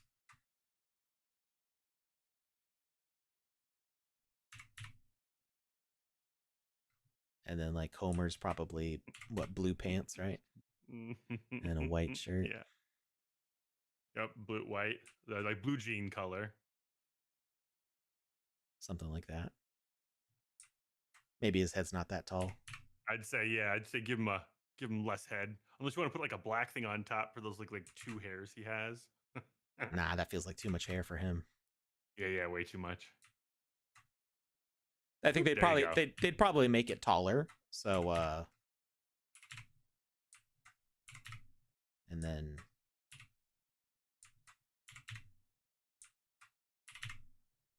like that. That's a little better, I think. They'd have the kids next to them. Yeah. I've seen a lot of those like pixel art, like minimalist. What's the fewest number of pixels or voxels that you can use to convey identifiable characters? Mm-hmm. And I think that's one of the reasons I enjoy doing this, is because that's a fun abstraction exercise. So this Mighty Max toy that I have, this is the only piece of the entire set that I have is this one thing. And my mom I'm did the about to same go thing. on She did eBay. find some Mighty Max toys. Yes.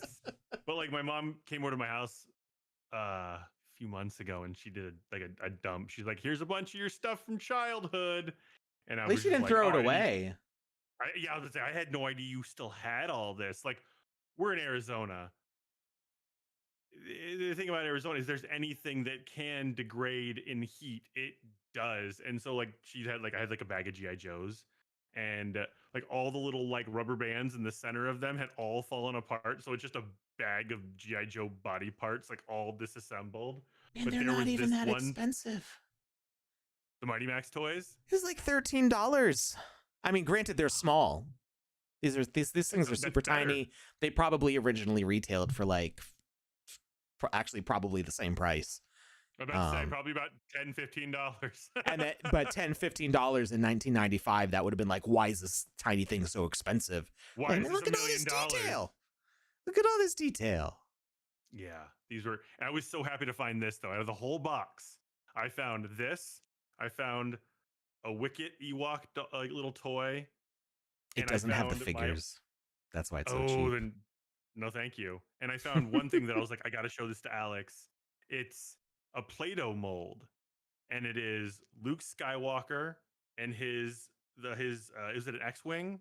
Yeah. And Darth Vader and his little bulbous plane. What did he fly around in? A TIE fighter? There you go. Okay. It was Luke's. It was, but it's a Play-Doh mold. Each one Right. of those.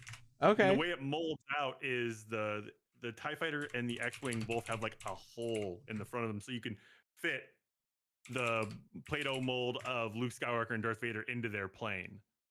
And I remember playing with that so much as a kid and just loving it. But those are the only like the three things out of all of it that I like saw. And I was like, I'm going to keep these. Is it this thing? That is the X-wing. Yeah, that's it right there. I didn't know these existed. I've never seen these before. That's pretty cool. And then if you look down, there's the blue picture below it, the 1978 Star Wars Play-Doh mold. Oh, that's Leia. Well, that's and exactly what it's. R2D2, Darth Vader. Why does Darth Vader have a chainsaw? It's his blaster. When did Darth Vader use a blaster? I don't think I think that's his lightsaber. I think it's just super bulbous. I don't. Super blocky. It looks like a chainsaw, but it does kind of look like a chainsaw now that you say it. Oh, maybe it is a lightsaber. Yeah, I think those are the ridges on the handle. They didn't have a whole lot of room in there. They're like, we gotta move this. We gotta. How much detail can you get on Play-Doh? I remember molds like these. I don't know that I ever saw Star Wars ones. I remember there was one when I was a kid that made like just a guy, but because of the seam on his head, I was like, it's the Rocketeer. That is one of my favorites. I love the Rocketeer so much. I love it so much. It was old when I was a kid. It's even old now, but man, I loved it so much.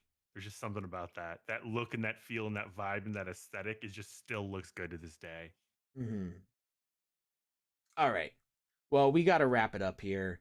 What are there for people to raid? Anybody we can raid?